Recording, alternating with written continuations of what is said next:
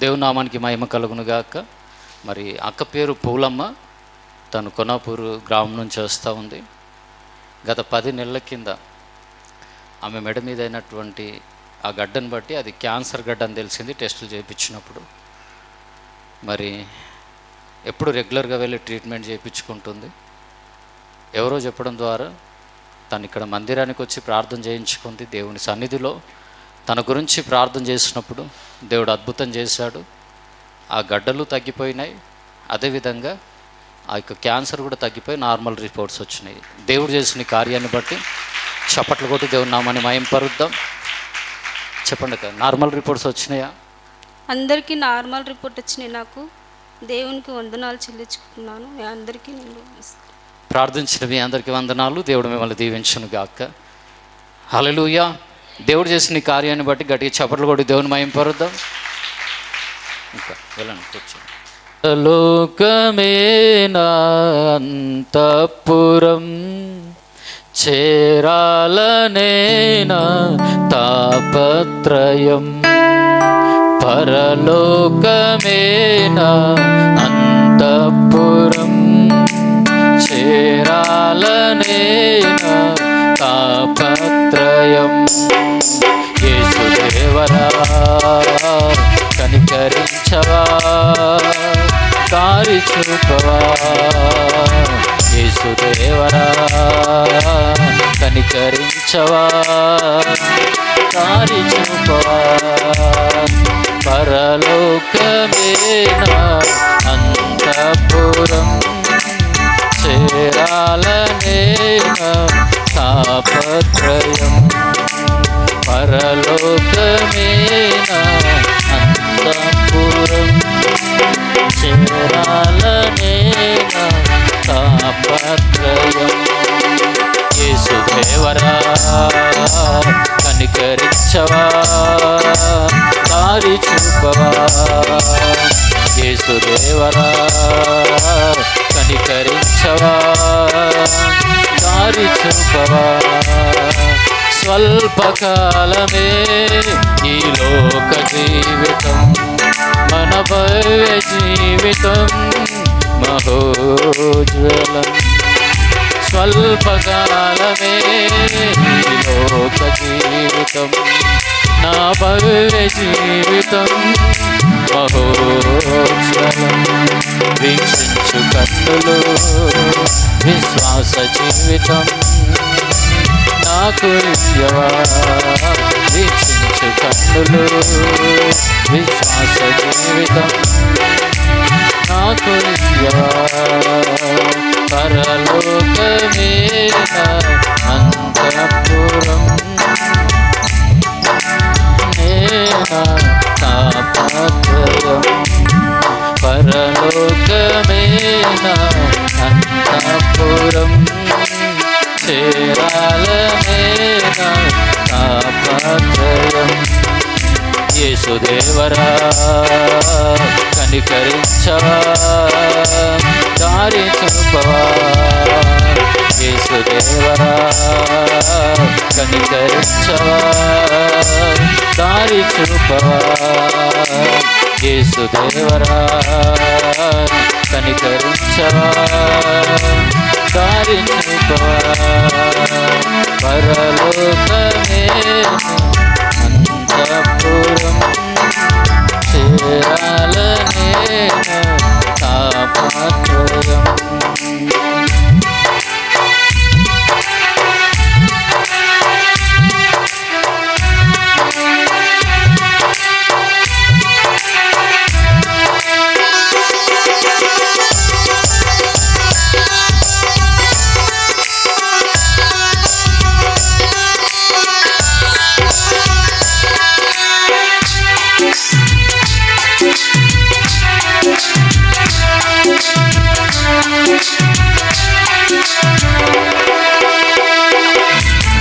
పాపముని ఎదిరించే శక్తిని నాకివ్వు, పరులను ప్రేమించే మనసే నాకివ్వు. పాపముని ఎదిరించే శక్తిని నాకివ్వు, పరులను ప్రేమించే మనసే నాకివ్వు. ఉద్రేకపరచే దురాత్మను ఎదిరించి పోరాడి శుద్ధాత్మను. ఉద్రేకపరచే దురాత్మను ఎదిరించి పోరాడు శుద్ధాత్మను. మోకాళ్ళ జీవితం కన్నీటి అనుభవం నాకు నేర్పవా. మోకాళ్ళ జీవితం కన్నీటి అనుభవం నాకు నేర్పవా. పరలోకమే నా అంతఃపురం చేరాలనే నా తాపత్రయం. పరలోకమే నా అంతఃపురం చేరాలనే నా తాపత్రయం. స్తోత్రం బిగ్గరగా. యేసుదేవరా కనికరించవా, దారి చూపవా. యేసుదేవరా కనికరించవా, దారి చూపవా. యేసుదేవరా దారి చూపవా. యేసుదేవరా కనికరించవా, దారి చూపవా. యేసుదేవరా కనికరించవా, దారి చూపవా. యేసుదేవరా కనికరించవా. అందరం పాడుతూ ప్రభువును స్తుతిద్దాం. యేసుదేవరా కనికరించవా, దారి చూపవా. యేసుదేవరా కనికరించవా, దారి చూపవా. యేసుదేవరా కనికరించవా, దారి చూపవా. యేసుదేవరా కనికరించవా.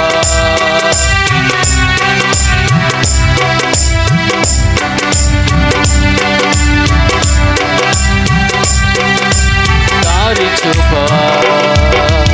యేసుదేవరా కనికరించవా, దారి చూపవా. యేసుదేవరా కనికరించవా, దారి చూపవా.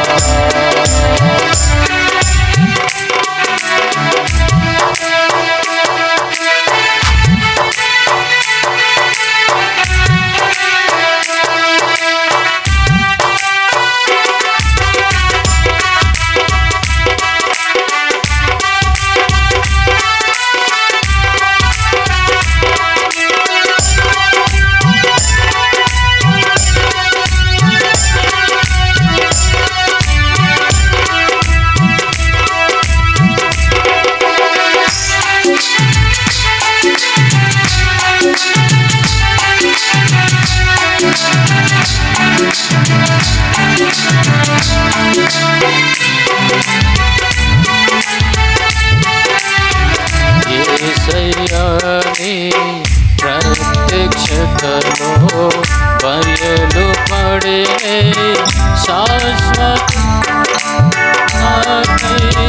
యేసయ్యాని ప్రత్యక్షతలో బయలు పడే శాశ్వత.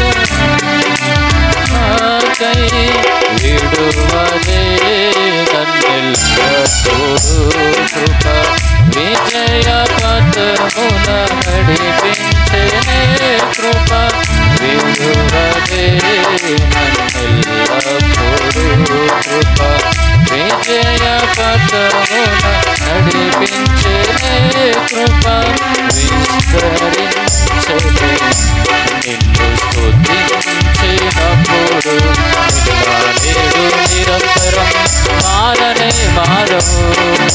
నా జ్ఞాపకాలలో చెరగని వాడవు. నేడు నిరంతరం మారనే మారవు. నా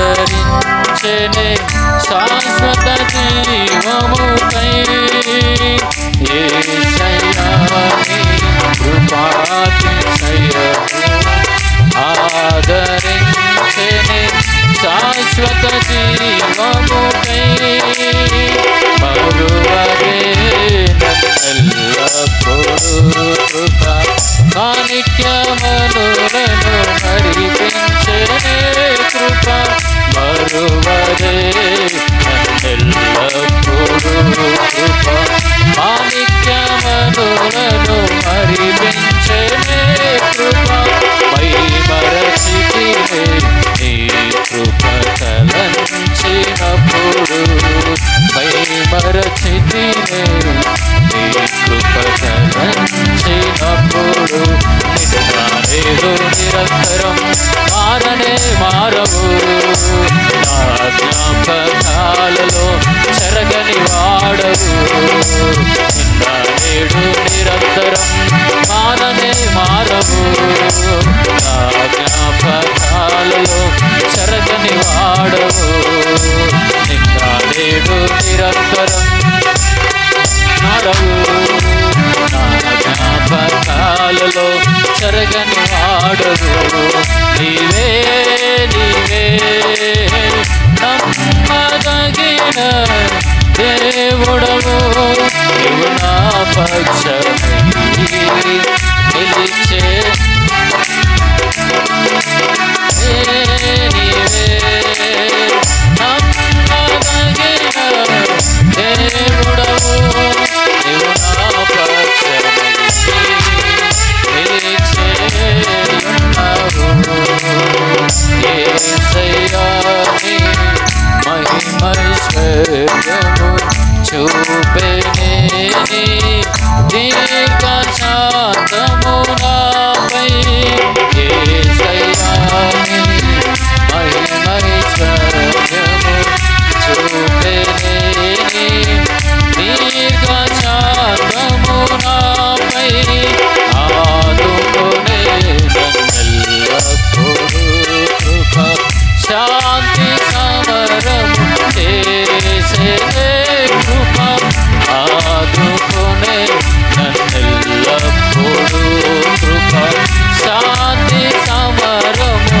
చేసే కృప మహిమోన్నతము పొందితి ప్రశాంతతలోనే మహిమోన్నతము పొందితి ప్రశాంతతలోనే నిన్న నేడు నిరంతరం మారనే మారవు అందరం లేచి నిలబడి చప్పట్లు కొడుతూ ఆరాధన చేద్దాం దయచేసి అందరం లేచి నిలబడదాం నిన్న నేడు నిరంతరం మారనే మారవు నా జ్ఞాపకాలలో చెరగని వాడవు నిన్న నేడు నిరంతరం మారనే మారవు నా జ్ఞాపకాలలో చెరగని వాడవు నీవే నీవే నమ్మదగిన దేవుడవు నీవు నా పక్షమై నిలిచేయున్నావు నిన్న నేడు నిరంతరం మారనే మారవు నా జ్ఞాపకాలలో చెరగని వాడవు నిన్న నేడు నిరంతరం మారనే మారవు నా జ్ఞాపకాలలో మరలా చెరగని వాడవు నిన్న నేడు నిరంతరం మారనే మారవు నా జ్ఞాపకాలలో చెరగని వాడవు నిన్న నేడు నిరంతరం మారనే మారవు నా జ్ఞాపకాలలో చెరగని వాడవు నిన్న నేడు నిరంతరం స్తోత్రం బిగ్గరగా నా జ్ఞాపకాలలో చెరగని వాడవు నిన్న నేడు నిరంతరం మారనే మారవు నా జ్ఞాపకాలలో చప్పట్లు అందరూ చప్పట్లు కొట్టాలి గట్టిగా చప్పట్లు నిన్న నేడు నిరంతరం మారనే మారవు. నా జ్ఞాపకాలలో చెరగని వాడవు. నిన్న నేడు నిరంతరం మారనే మారవు. నా జ్ఞాపకాలలో చెరగని వాడవు. నిన్న నేడు నిరంతరం మారనే మారవు. నా జ్ఞాపకాలలో చెరగని వాడవు. నిన్న నేడు నిరంతరం మారనే మారవు. నా జ్ఞాపకాలలో చెరగని వాడవు. నీవే నీవే నమ్మదగిన దేవుడవు. నీవు నా పక్షమై నిలిచే ఉన్నావు. నీవే నీవే నమ్మదగిన దేవుడవు. నీవు నా పక్షమై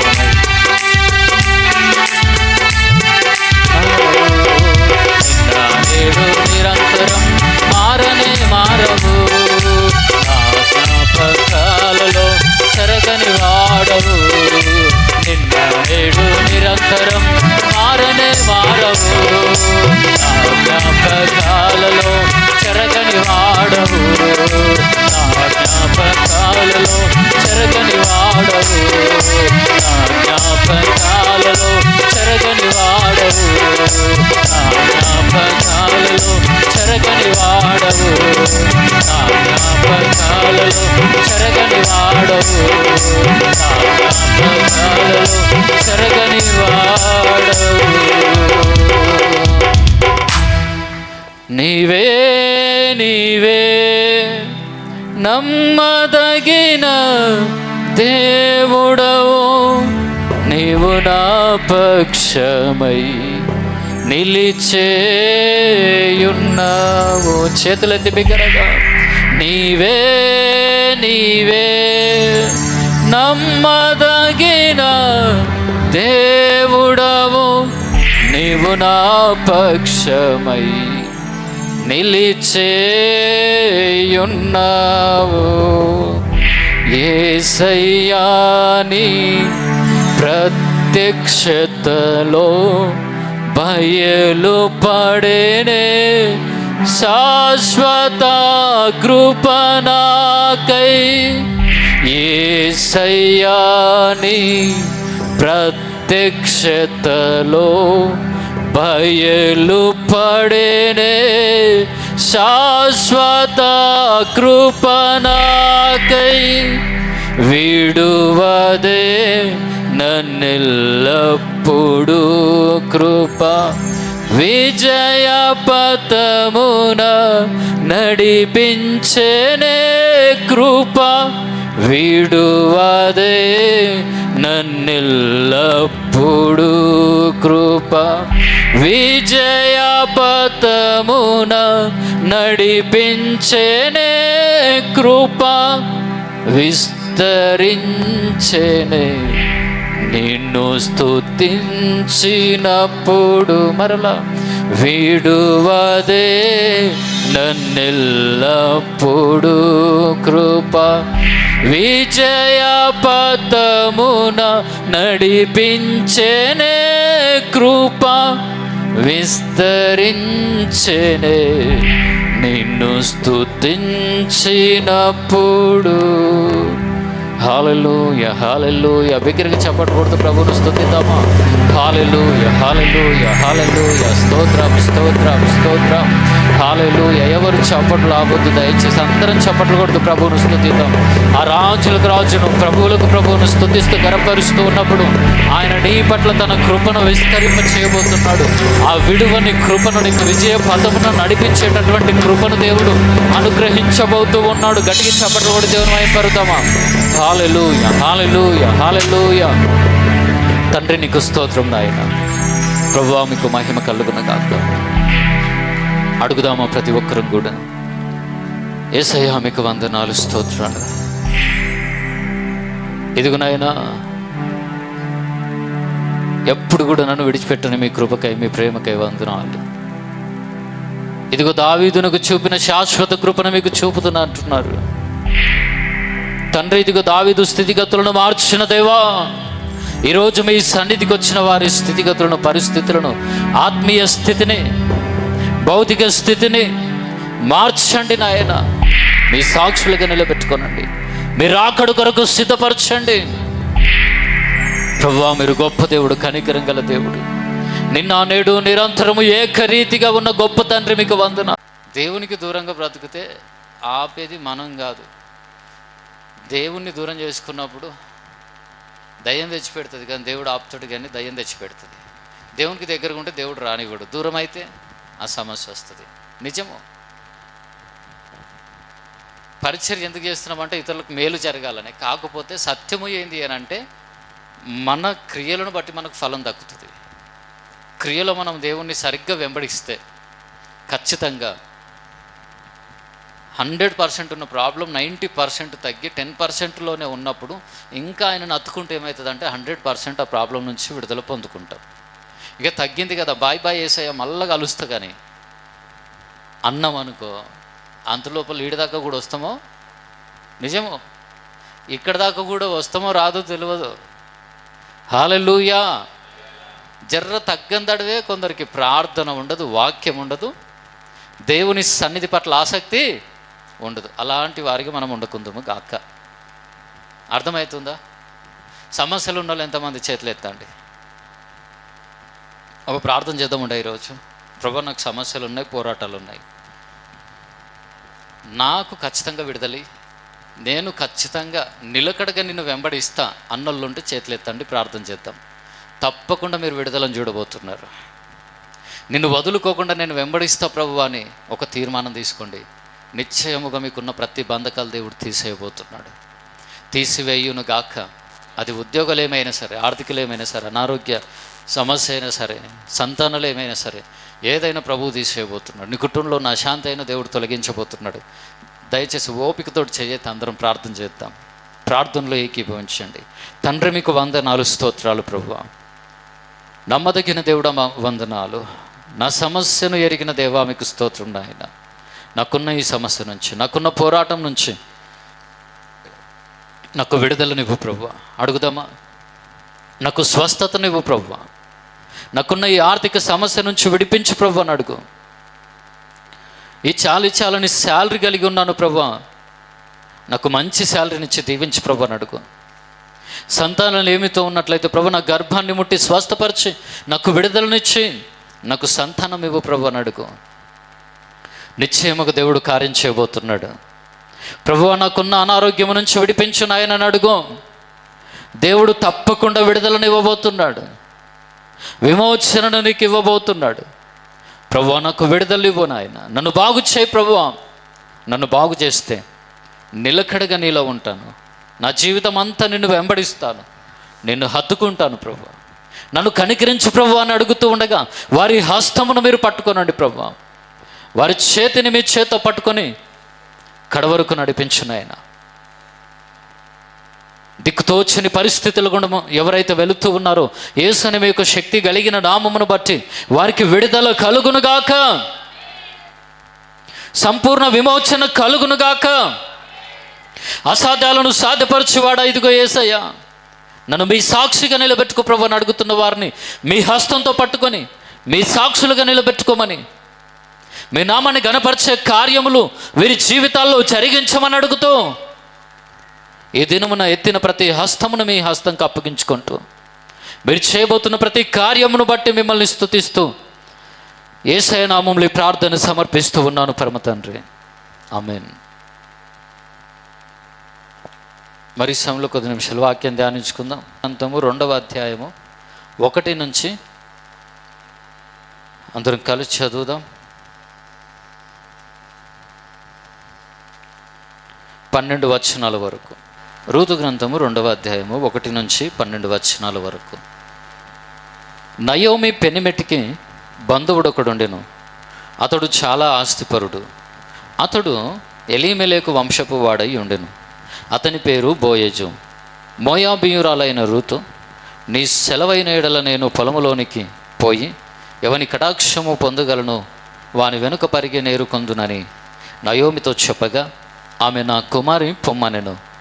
కాబట్టి ఆమె వెళ్ళి పొలములోనికి వచ్చి చేను కోయువారి వెనుక పొలములో ఏరుకొనెను. ఆ పొలములో ఆమె పోయిన భాగము ఎలీమెలెకు వంశపు వాడైన బోయజుది.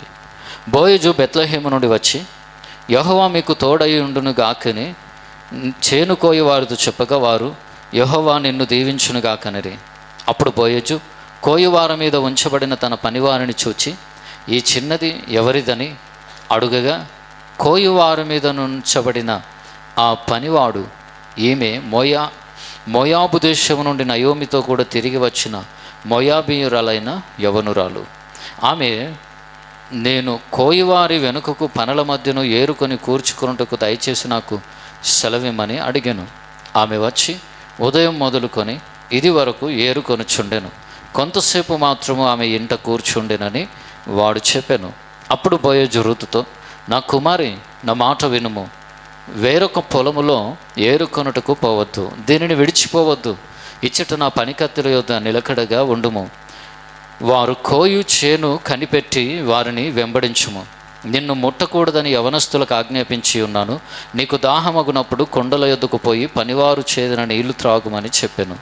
అందుకు ఆమె సాగిలపడి తల వంచుకొని, ఏమి తెలిసి పరదేశినైన నాయందు లక్ష్యముంచున్నట్లు నీకు కటాక్షము కలిగెనో అని చెప్పగా, బోయజు, నీ పెనిమిటి మరణమైన తరువాత నీవు నీ అత్తకు చేసినదంతయు నాకు తెలియబడెను. నీవు నీ తల్లిదండ్రులను నీ జన్మభూమిని విడిచి ఇంతకు ముందు నీవు ఎరుగని జనమునొద్దకు వచ్చితివి.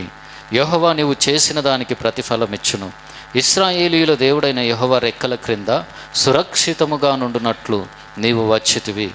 ఆయన నీకు సంపూర్ణమైన బహుమానం ఇచ్చునని ఆమెకు ఉత్తరం ఇచ్చెను. చదవబడిన వాక్యాన్ని దేవుడు మన వెనుకిట్లో దీవించును గాక.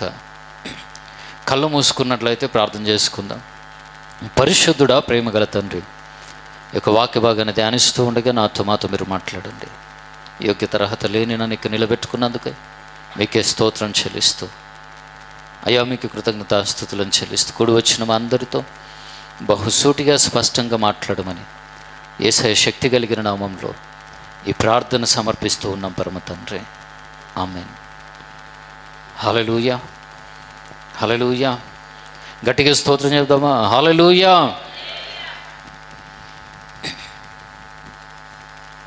11, 12 వచనాలు కూడా ధ్యానించుకుందాం. అలాగే 10వ వచనం నుంచి కూడా. అందుకు ఆమె సాగిలపడి తల వంచుకొని, ఏమి తెలిసి పరదేశినైన నాయందు లక్ష్యం ఉంచున్నట్లు నీకు కటాక్షము కలిగెనో అని చెప్పగా, బోయజు, నీ పెనిమిటి మరణమైన తరువాత నీవు నీ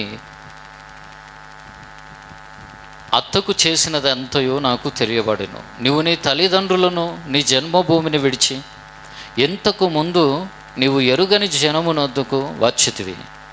యెహోవా నీవు చేసిన దానికి ప్రతిఫలం ఇచ్చును. ఇశ్రాయేలీయుల దేవుడైన యెహోవా రెక్కల క్రింద సురక్షితముగా నుండునట్లు నీవు వచ్చితివి. ఆయన నీకు సంపూర్ణమైన బహుమానం ఇచ్చునని ఆమెకు ఉత్తరం ఇచ్చాను. అయితే మీకు అందరికీ నయోమి గురించి తెలుసు కదా. నయోమి బెత్లెహేము నుంచి మోయాబుకి వెళ్ళింది. ఎందుకు అనంటే, బెత్లెహేములో కరువు వచ్చిందని, కొంచెం కష్టం వచ్చిందని. బెత్లెహేము నుంచి ఎక్కడికి వెళ్ళింది? మీరు చెప్పాలి కొంచెం. బెత్లెహేము నుంచి ఎక్కడికి వెళ్ళింది? గట్టిగా చెప్పండి. బెత్లెహేము నుంచి ఎక్కడికి వెళ్ళింది? మోయాబుకి వెళ్ళింది. తన భర్తను 2 కుమారులను తీసుకొని మోయాబుకి వెళ్ళి మోయాబులో తన కుమారులిద్దరికి వివాహం చేసింది. ఒక కోడలు పేరు రూతు, ఇంకొక ఆమె పేరు ఏం పేరు? ఓర్పా. అయితే బెత్లెహేమేమో దేవుణ్ణి ఆరాధించేటటువంటి ప్రాంతం, మోయాబులోనేమో దేవునికి చోటు, అనగా దేవుణ్ణి ఆరాధించే స్థలం కాదు అది. హల్లెలూయా, హల్లెలూయా. దేవుని సన్నిధి, దేవుణ్ణి ఆరాధించే స్థలం నుంచి వెళ్ళిపోయింది. ఎందుకు తెలుసా? కొంచెం కరువు వచ్చిందని, కష్టం వచ్చిందని దేవుణ్ణి వదులుకొని దేవుణ్ణి ఆరాధించినటువంటి స్థలంలోకి, అనగా లోకానికి, లోక సంబంధమైనటువంటి జీవితానికి చోటిచ్చేటటువంటి సహవాసంలోకి వెళ్ళింది. వెళ్ళిన తర్వాత ఏం జరిగింది తెలుసా? 3 పూటల అన్నం మంచిగా తిన్నదేమో కానీ భర్త చనిపోయాడు, కుమారులిద్దరూ చనిపోయారు. ఇప్పుడు ఏంది పరిస్థితి? ఒకరోజు నయోమికి వినబడ్డదంట, మరలా దేవుడు బెత్లెహేమును దర్శించాడు. బెత్లెహేములో మరలా సమృద్ధి ఉంది. బెత్లెహేములో మరలా కరువు అనేది లేకుండా వెళ్ళిపోయింది. ఆహారము సమృద్ధిగా ఉంది. బెత్లెహేం అనగా రొట్టెల ఇల్లు అని అర్థం. హల్లెలూయా. ఆహారం సమృద్ధిగా లభించే స్థలం అది. ఏ ఆహారం అంటే శరీర సంబంధమైంది, దానికంటే విలువైంది ఆత్మ సంబంధమైన ఆహారం. జ్ఞాపకం ఉంచుకోవాలి. ఎక్కడైతే మనకు ఆత్మ సంబంధమైన ఆహారము సమృద్ధిగా లభిస్తుందో, ఎక్కడైతే దేవుని సన్నిధి ఉంటుందో, ఎక్కడైతే దేవుని అభిషేకం ఉంటుందో, ఎక్కడైతే దేవుని యొక్క ఆత్మ నడిపింపుకు చోటు ఉంటుందో, మనం అక్కడ ఉండడానికి ప్రయత్నం చేయాలి. ఎక్కడ ఉండడానికి?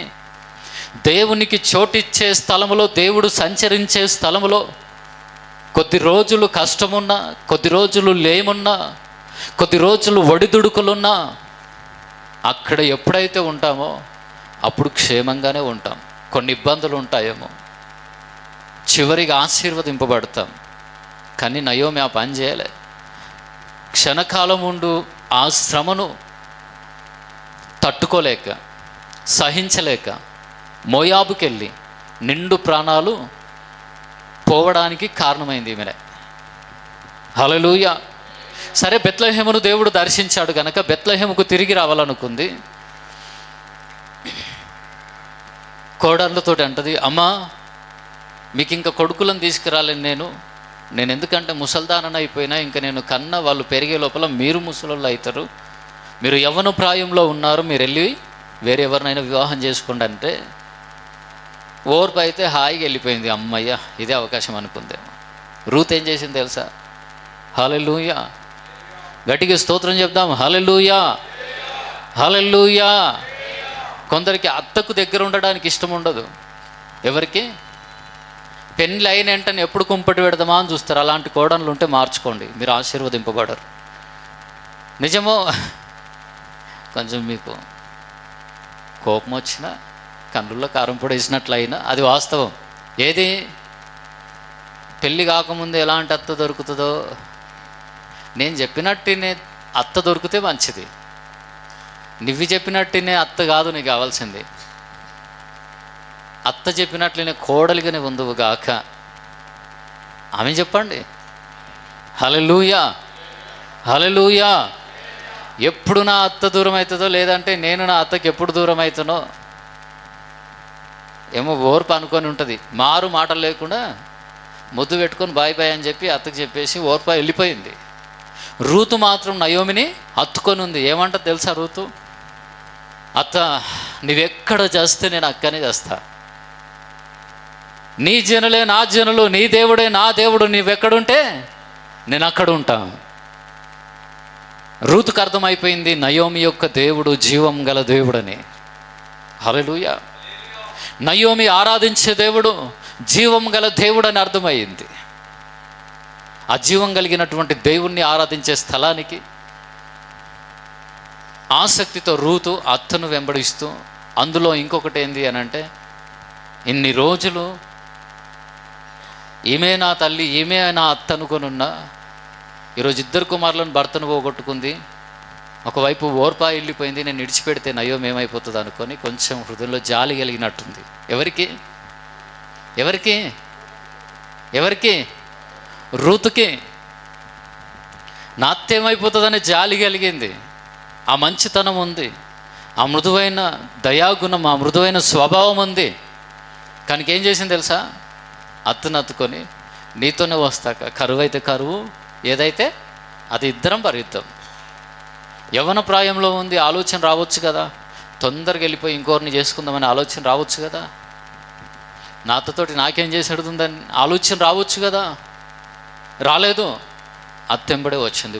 సిద్ధపడ్డది ఎట్లా తెలుసా? ఒంటరితనమైనా, ఏదైనా, కరువైనా, కష్టమైనా, సమృద్ధి అయినా, ఇన్ని రోజులుగా ఈమె నా అత్త అనుకున్న, నా జీవితాంతం ఈమె నా అత్త. ఎందుకు తెలుసా? అంతేకాదు, రూతుకు ఎంతో కొంత ఖచ్చితంగా నయోమి దేవుని గురించి చెప్పి ఉంటుంది. ఎవరి గురించి? ఆమె అత్త ప్లస్ ఆత్మీయ తల్లి ఎవరు రూతుకి అంటే నయోమి. హల్లెలూయా. సరే, నయోమి వెళ్ళిన బెత్లెహేముకి వచ్చింది. వచ్చిన తర్వాత ఇప్పుడు పోషణ ఏంది? గడవాలి కదా, తినడానికి కావాలి కదా. రూతు కష్టపడే స్త్రీ. ఎవరు రూతు? ఒకసారి గట్టిగా చెప్పండి, కొంచెం గట్టిగా చెప్పండి. రూతు. కొందరికి నోట్లకెళ్ళి మాట వస్తలే. రూత్ ఎవరు? కష్టపడేటటువంటి స్త్రీ. ఖాళీగా కూర్చున్న స్త్రీ కాదు. ఇంట్లో కూర్చొని ఆ మాటలు ఈ మాటలు చెప్పుకొని కాలక్షేపము చేద్దాం అనుకునేటటువంటి స్త్రీ కాదు. బయటికి వెళ్ళి నడుం బిగించి కష్టపడే తత్వం ఉన్నటువంటి స్త్రీ రూతు. నయోమి కొంచెం వృద్ధాప్యానికి వచ్చింది, అంతే కదా, ఎంతో కొంత పెద్దామైపోయింది కాబట్టి. రూత్ ఏమో నయోమిని ఇంట్లోంచి కష్టపడడానికి వెళ్తుంది, పరిగేరుకోవడానికి. అత్త దగ్గర పర్మిషన్ తీసుకుంది. కొందరికి పర్మిషన్ అడిగి బయటికి వెళ్ళే అత్తలు ఉంటే, మామలు ఉంటే నచ్చదు. హల్లెలూయా. నన్ను ఏం అడగొద్దు అసంటే అత్తలు అంటే ఎవరికి? ఇంత నా ఇప్పుడిప్పుడే పెళ్ళి అయింది, నా భర్త నేను బయటికి పోయి ఒక బిర్యానో లేకపోతే యాన్నో ఇంత తినొద్దాం అనుకుంటే, హల్లెలూయా, కొందరు కోడళ్ళకి ఏడిపోతున్నవని అడగొద్దు, అసలు నచ్చది. అమ్మ ఆడికోవద్దు ఈడికోవద్దు అని చెప్తే నచ్చది. అవునా కదా? రూతు లాంటి మనసు వచ్చును గాక. హల్లెలూయా, హల్లెలూయా. మొత్తం మీద అత్తెంబడి రూతు వచ్చింది. మొదటి వచనం చూడండి. నయోమి పెనిమిటికి బంధువుడొకడు ఉండెను, అతడు చాలా ఆస్తిపరుడు. అతడు ఎలీమెలెకు వంశపు వాడై ఉండెను. అతని పేరు బోయజు. మోయాబీయురాలైన రూతు, నీ సెలవైన ఎడల నేను పొలములోనికి పోయి ఎవని కటాక్షం పొందగలనో వాని వెనుక పరిగె ఏరుకొందునని నయోమితో చెప్పగా, ఏమందంట రూతు? నీ సెలవైన ఎడలా. ఏమైనా ఎడలా? ఏమైనా ఎడలా? నువ్వు సెలవిస్తే నేను బయటికి వెళ్తా, లేకపోతే గడప దాట. అట్లా ఎంతమంది కోడళ్ళు ఉన్నారు చెప్పండి? హల్లెలూయా. ఒక్కొక్కరిని లేపి అడిగితే అప్పుడు తెలుస్తుంది కదా. అత్త మాట జవదాటని కోడళ్ళు ఉన్నారా? దొరికితే వారిని దేవుడు దీవించును గాక. రూతు అందుకే దీవించబడ్డది. మళ్ళా అత్త, నీ సెలవైతే నేను ఎవరి కటాక్షం పొందుకోగలనో వాణి హల్లెలూయా వాని వెనుక పరిగె నేరుకొందునని నయముతో చెప్పగా, ఆమె నా కుమారి పొమ్మనెను. కాబట్టి ఆమె వెళ్ళి పొలములోనికి వచ్చి, నేను కోయివారి వెనుక పొలములో ఏరుకొనెను. క్షమించండి, చేను కోయివారి వెనుక పొలములో ఏరుకొనెను. ఆ పొలములో ఆమె పోయిన భాగము ఎలీమెలెకు వంశపు వాడైన బోయజుది. ఎవరిదంట పొలము? బోయజుదంట. బోయజు చాలా ఆస్తిపరుడంట. హల్లెలూయా. ఆమె ఆస్తిపరుడాన్ని వెళ్ళలే కానీ పోతా ఉంది. మనుషులు అనుకుందేమో, ప్రభు నాకు ఒక మంచి పొలాన్ని చూపెట్టు ప్రభు అని దేవుణ్ణి వేడుకొని ఉంటుంది. దేవుడు పొలాన్ని చూపెట్టాడు. ఎవరిది అంటే బోయజును యొక్క పొలాన్ని.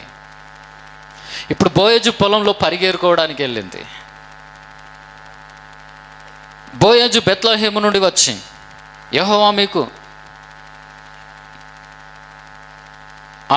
క్షమించండి 3వ వచనం చూడండి.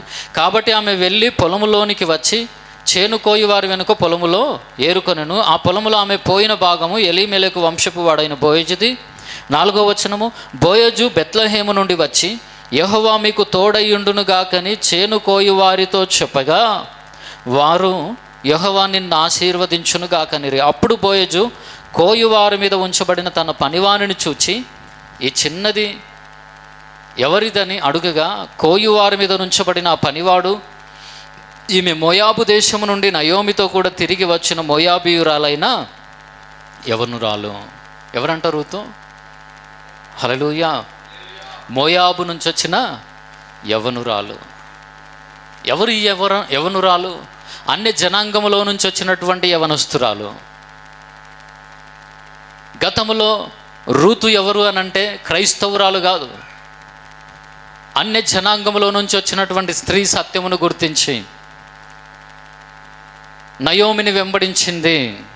ఆ యవ్వనురాలు ఆమె, నేను కోయువారి వెనుక పనల మధ్యను ఏరుకొని ఆమె వచ్చి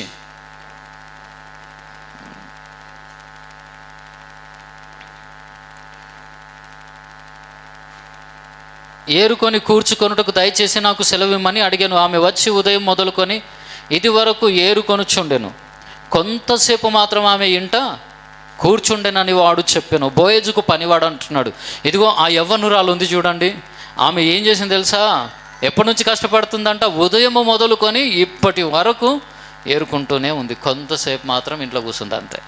హల్లెలూయా. కొందరు పని దొంగలు ఉంటారు. ఏ దొంగలు? పని దొంగలు. ఎవరు చేనుల కన్నా పోతే ఇంకోసారి మనల్ని కూలి కూడా ఎవరు విలువరు. హల్లెలూయా. గట్టిగా స్తోత్రం. హల్లెలూయా. రూతు ఎలాంటి వ్యక్తి?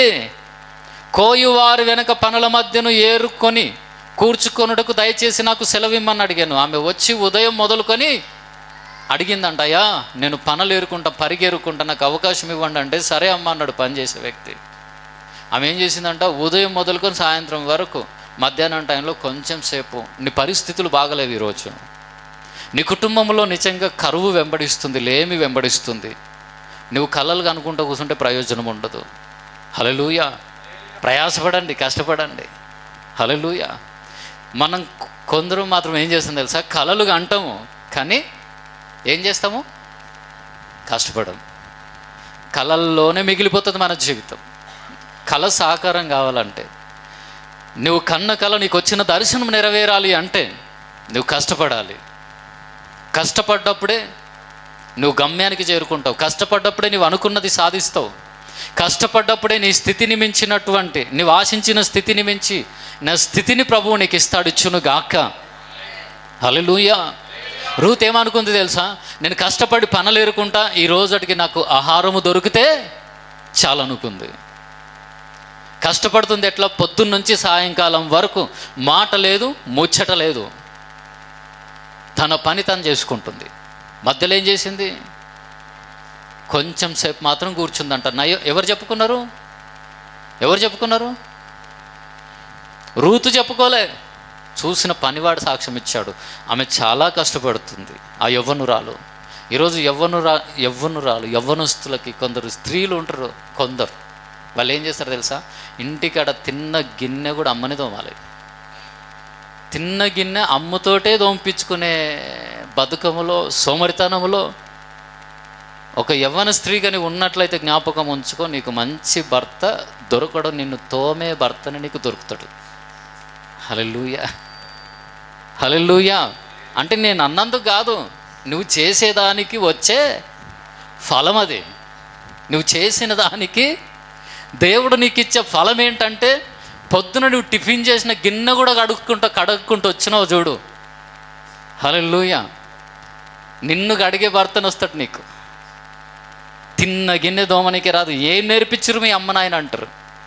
అందుకే పిల్లలకి ఇప్పటి నుంచే గిన్నెలు కడగడం నేర్పిండి, ఇంటి దగ్గర బాసన్లు అంట్లు తోమడం నేర్పిండి. నిజంగా నాకొక్క బిడ్డనే, నా బంగారమే. హల్లెలూయా. తిని ఆమె ఇంత తయారవుతుంది ఆఖరికి వస్తే. అంటే లావుగైన వాళ్ళని ఏమంటలేను, పని చేయరని కాదు. హల్లెలూయా. హల్లెలూయా. పని చేయకపోతే తినే అర్హత మనకు లేదు. పని చేసే శక్తి, పని చేసే వయసు వచ్చిందంటే, నీకు 10-12 సంవత్సరాల వయసు ఉన్నా సరే నువ్వు పని చేయాలి. హల్లెలూయా. హల్లెలూయా. మా తమ్ముని బిడ్డ 7-8 సంవత్సరాలు ఉంటుంది. మిల్కీ మామిడికాయలు తోలు తీస్తుంటే ముంగట కూస్తున్నది మంచిగా. ఏ యూట్యూబ్లో చూసిందో ఏడ చూసిందో తెలియదు. మామూలుగా తోలు గీక్తుంటే రాదు కదా, షాక్ తోటి ఆ తోలుని అడ్డంగి ఇట్లా కొంచెం కాట్లు పెట్టి గీక్తుంది మంచిగా. చూస్తే గింత అంత ఉంది, 7-8 సంవత్సరాలు. కొన్ని పనులు చేస్తున్నది, ఆలుగడ్డలు కట్ చేస్తున్నది, ఉల్లిగడ్డలు కట్ చేస్తున్నది. హల్లెలూయా. మా ఇంట్లో ఒక ఆడపిల్ల ఉంది, ఆ ఆడపిల్ల అయితే పని చేస్తున్నది. హల్లెలూయా. మరి మీ బిడ్డలు పని చేస్తున్నారా? హల్లెలూయా. హల్లెలూయా. చిన్నపిల్లలు ఉన్నప్పటి నుంచి నేర్పించాలి. మరి ఇప్పుడు బాగా గుర్తుంచుకోండి, ఇప్పుడు మన దగ్గర 12-15 సంవత్సరాలు వయసు వచ్చిన ఆడపిల్లలు ఉన్నారు, 18-20 సంవత్సరాలు ఉన్న వాళ్ళు ఉన్నారు, పెళ్ళిళ్ళు అయ్యి 25-30 ఉన్న వాళ్ళు కూడా ఉన్నారు. వాళ్ళు కూడా యవ్వనులే. హల్లెలూయా. నిజంగా ఏం పని చేయకపోయినా ఇంకా భర్త వండి పెడితే తినేటోళ్ళు కూడా ఉన్నారేమో అక్కడక్కడ. భర్త తెచ్చి పెడితేనే తిని ఏ పని చేయకుండా ఉన్నోళ్ళు ఉంటే మాత్రం మీ ఆరోగ్యం అంత బాగుండదు. ఏదో ఒకటి చేసేవారిగా ఉందుముగాక. హల్లెలూయా. రూతు ఎట్లా కష్టపడుతుందో తెలుసా? పొద్దున్నుంచి కొందరు యాక్షన్లు చేస్తారు. ఇంట్లో అత్తమామ చూసినప్పుడు అయితే ఏం పని చేసినట్లు యాక్షన్ చేస్తారు. హల్లెలూయా. వాళ్ళు రాందడమే మస్తు కష్టపడ్డట్టు, అమ్మా మస్తు పని చేసిన అత్త, నువ్వు చేసింది వాళ్ళకి తెలియదా? చెప్పుకోవాలనా? అవునా కాదా? నువ్వు పని చేయకపోతే నువ్వు ఒక స్త్రీ అనే మాటకి అర్థం లేదు. అంటే స్త్రీ పని చేయడానికే పుట్టిందా? అది నీ బాధ్యత. హల్లెలూయా. సరే, పురుషులుగా మన బాధ్యత ఏంది? కష్టపడి కుటుంబాన్ని పోషించాలి. పోషించకుండా భర్త కష్టపడ్డ దాని మీద బ్రతికేవారిగా ఎవరైనా ఉంటే వాళ్ళు పురుషులే కారు. అది కూడా వాస్తవం. హల్లెలూయా. ఒక తండ్రిగా, కుటుంబ యజమానుడిగా మన బాధ్యత ఏంటంటే మనం కష్టపడాలి, సంపాదించాలి, దాంతో మన పిల్లల్ని, భార్యని పెంచి పోషించి వాళ్ళని సాటిస్ఫై చేయాలి, వాళ్ళని ఆనందింపజేయాలి. హల్లెలూయా. నువ్వు చచ్చినప్పుడు ఎందుకు చచ్చిపోయిండు మా నాయన అని ఏడవాలి, అంతేగాని చచ్చిపోయిందే బెటరు, మా అమ్మ తెచ్చిందంతా దాగి తిరుగుతుండే అనుకునే విధంగా ఎవరి జీవితం కూడా ఇక్కడ ఉండడానికి వీలు లేదు. హల్లెలూయా. పురుషుడైనా స్త్రీ అయినా ఎవరైతే కష్టపడతారో దేవుని యొక్క దీవెనలు, దేవుని యొక్క ఆశీర్వాదం వాళ్ళెంబడి ఉంటుంది. కష్టపడుతూ ఉంది. అప్పుడు బోయజు రూతుతో, నా కుమారి, నా మాట వినుము, వేరొక పొలములో ఏరుకొనుటకు పోవద్దు, దీనిని విడిచిపోవద్దు, ఇచ్చట నా పనికత్తెల యొద్ద నిలకడగా, ఎట్లుండాలంట? నిలకడగా ఉండుము. ఎక్కడ నిలకడగా ఉండాలి? ఇదిగో నా పొలంలోకి నువ్వు వచ్చావు కదా. బోయజ్ అనుకున్నాడు, అరే ఈమె ప్రవర్తన మంచిగా ఉంది అంటున్నారు, ఈమె కష్టపడే స్త్రీ అని చెప్తున్నారు. నిజంగా కష్టపడేళ్ళకు పని దొరుకుతుంది. నిజంగా కష్టపడే వారి మీద కూడా ఇతరులకు జాలి కలుగుతుంది, దయ కలుగుతుంది. సోమరులను ఎవరు పట్టించుకోరు. మనకు బాధ ఉంటుంది చూడండి, అప్పుడప్పుడు నాకు సాయం చేసేటోళ్ళు లేరు, ఎంకరేజ్ చేసేటోళ్ళు లేరు, ప్రోత్సహించే వాళ్ళు లేరు, అన్నీ ఉన్నోనికే ఇస్తారు. బాగా గుర్తుపెట్టుకోండి, ఉన్నోనికే ఇస్తారు అని అంటాం చూడండి, ఉన్నోనికే హెల్ప్ చేస్తారు అంటారు చూడండి. ఎందుకు చేస్తారు తెలుసా? కష్టపడేటోడే ఉన్నోడైతుడు. ఎందుకు ఉన్నోడులాక అయిందంటే కష్టపడ్డాడు.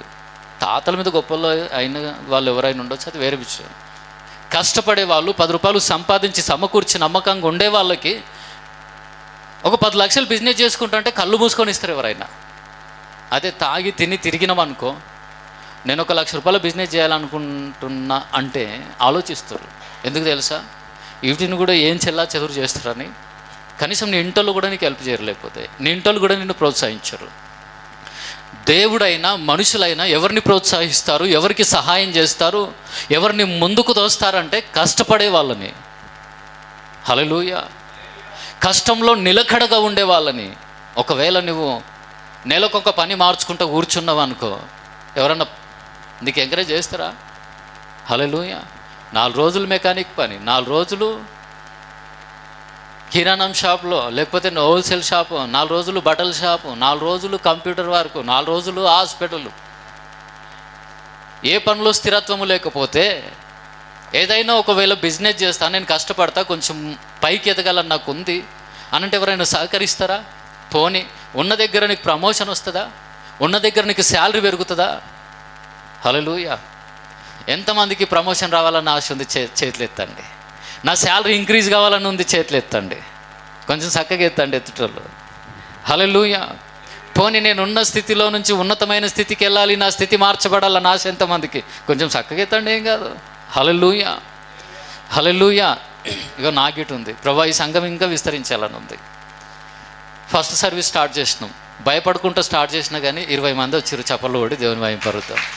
కష్టపడాలనుకుంటున్నా. హల్లెలూయా.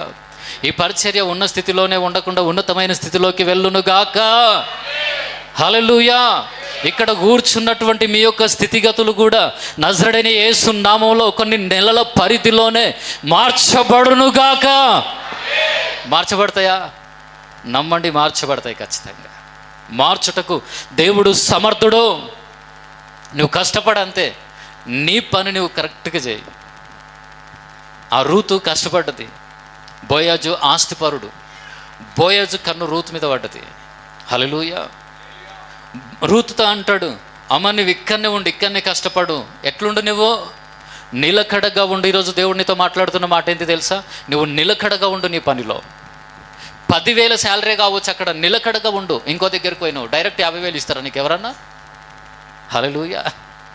ఇస్తారా? రూతు పరిగెరుకుంటుంది తెలుసా? పరిగె అంటే ఏంది తెలుసా? పంట కోసినాక మిగిలింది ఆడ ఈడ ఏరుకోవాలి. హల్లెలూయా.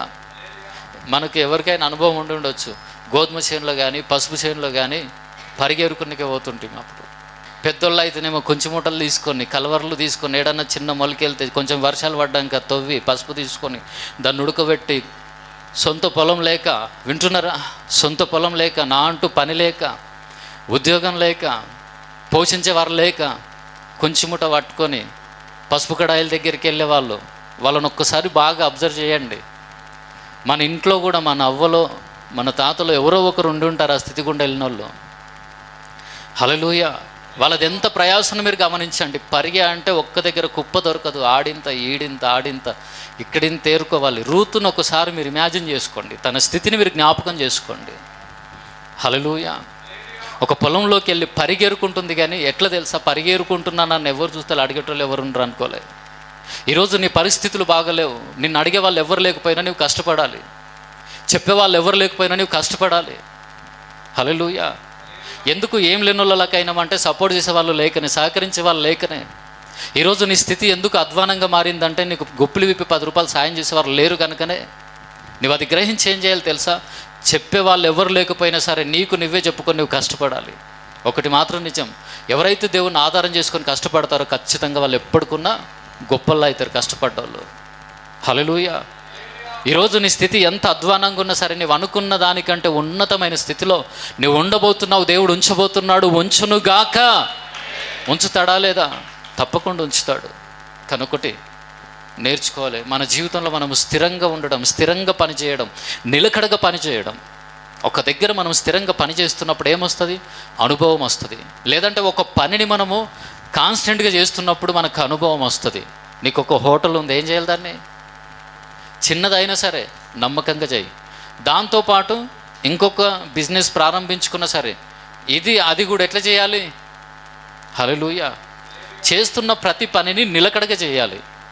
హల్లెలూయా. సరే, నువ్వు రియల్ ఎస్టేటే చేస్తున్నావు, ఎట్లా చేయాలి? ఈరోజు నీ డబ్బులన్నీ పెట్రోల్కి వెళ్ళిపోతున్నాయి, అయినా పర్వాలేదు, విశ్వాసం ఉంచి నువ్వు కష్టపడు. ఒక దినాన నీకు మంచి అనుభవాన్ని ఇచ్చి దేవుడు నిన్ను ఉన్నతమైన స్థితిలో ప్రభు నిలబెట్టుకుంటాడు. ఏదో 1-2 సిట్టింగ్లో, లేదా సిట్టింగ్లో అంటే ఉద్దేశం అయితే సెటిల్మెంట్లో 1-2-3 ఏవో ఫెయిల్ అయినంత మాత్రం జీవితాంతం నిన్ను ఫెయిల్ చేస్తాడని ఎవరన్నా రాసి పెట్టిరా ముంగట? హల్లెలూయా. ఎవరన్నా అనొచ్చు, ఇక నీ వల్ల ఏది కాదు, ఇంతే, నీకు ఇది చేయడం నీకు చేత కదా అనొచ్చు. హల్లెలూయా. ఒకవేళ నీ ఇంట్లో ఎవరైనా డిస్కరేజ్ చేయొచ్చు, అయినా ఏవి పట్టించుకోకుండా నువ్వు చేయాల్సిన పని ఏంటి తెలుసా? నువ్వు నమ్మకంగా దేవుని మీద విశ్వాసం ఉంచి నీ పనిలో నువ్వు కష్టపడు. ఈరోజు 2, 3, 4 ఎన్ని సెటిల్మెంట్లు అయినా ఫెయిల్ కావచ్చు, ఎవరైనా మోసం చేయొచ్చు.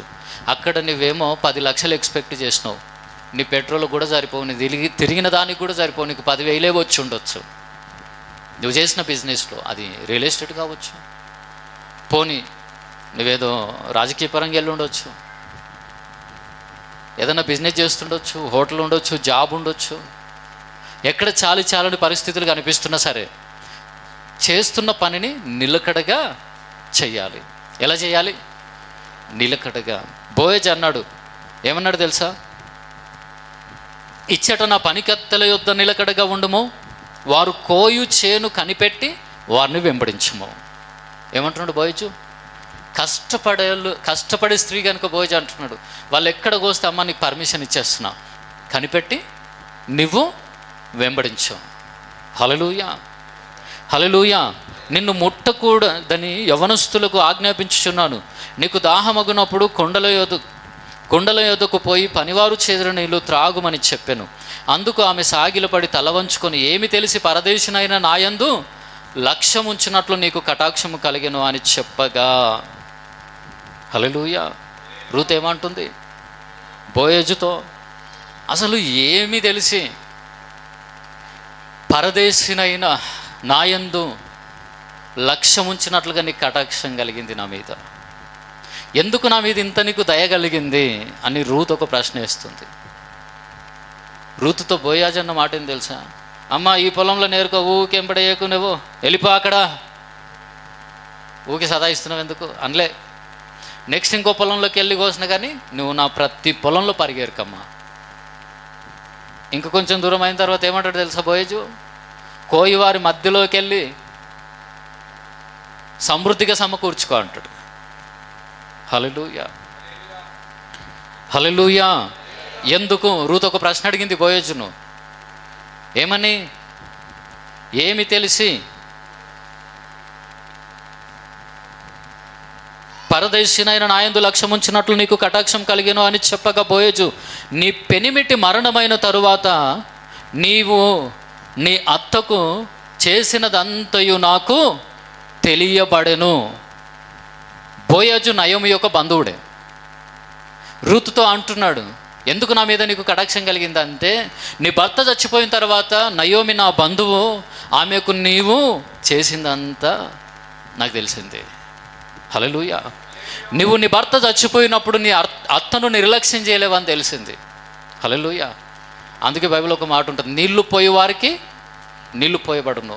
నువ్వు నీ తల్లిదండ్రులకే నువ్వు ఆహారం పెట్టకపోతే, నీ అత్తమామల్ని నువ్వు పోషించకపోతే, సరిగ్గా చూసుకోకపోతే నువ్వేడా ఆశీర్వదింపబడతావు? అవునా కాదా? గట్టిగా స్తోత్రం చెప్పండి. హల్లెలూయా, హల్లెలూయా. నువ్వే ఇంటిలో ఉన్నావు, ఆ ఇంటిలో పురుషుడు అయితే నీ తల్లిదండ్రులు, నీ స్త్రీ అయితే నీ అత్తమామల్ని నువ్వు ఎలా చూసుకోవాలి? ఎట్లా చూసుకోవాలి? వాళ్ళ బలహీనతలో, వాళ్ళ దీనదశలో ఎక్కడ కూడా వారిని విడిచిపెట్టొద్దు, వారి ఒంటరితనంలో విడిచిపెట్టొద్దు. రూతు భర్త చచ్చిపోయినా కానీ అత్త నాకెందుకు అనుకోనిలే, అత్తనే వెంబడించద్ది. బోయజ్ అంటున్నాడు, నువ్వు చేసింది నాకు తెలిసింది. నీ పెనిమిటి మరణమైన తరువాత నీవు నీ అత్తకు చేసినదంతయు నాకు తెలియబడెను. నీవు నీ తల్లిదండ్రులను, నీ జన్మభూమిని విడిచి ఇంతకు ముందు నీవు ఎరగని జనమునొద్దకు వచ్చితివి. రూత్ ఏం చేసిందంట? తల్లిదండ్రులను విడిచింది, సొంత ప్రాంతాన్ని విడిచింది. విడిచి ఏం చేసింది తెలుసా?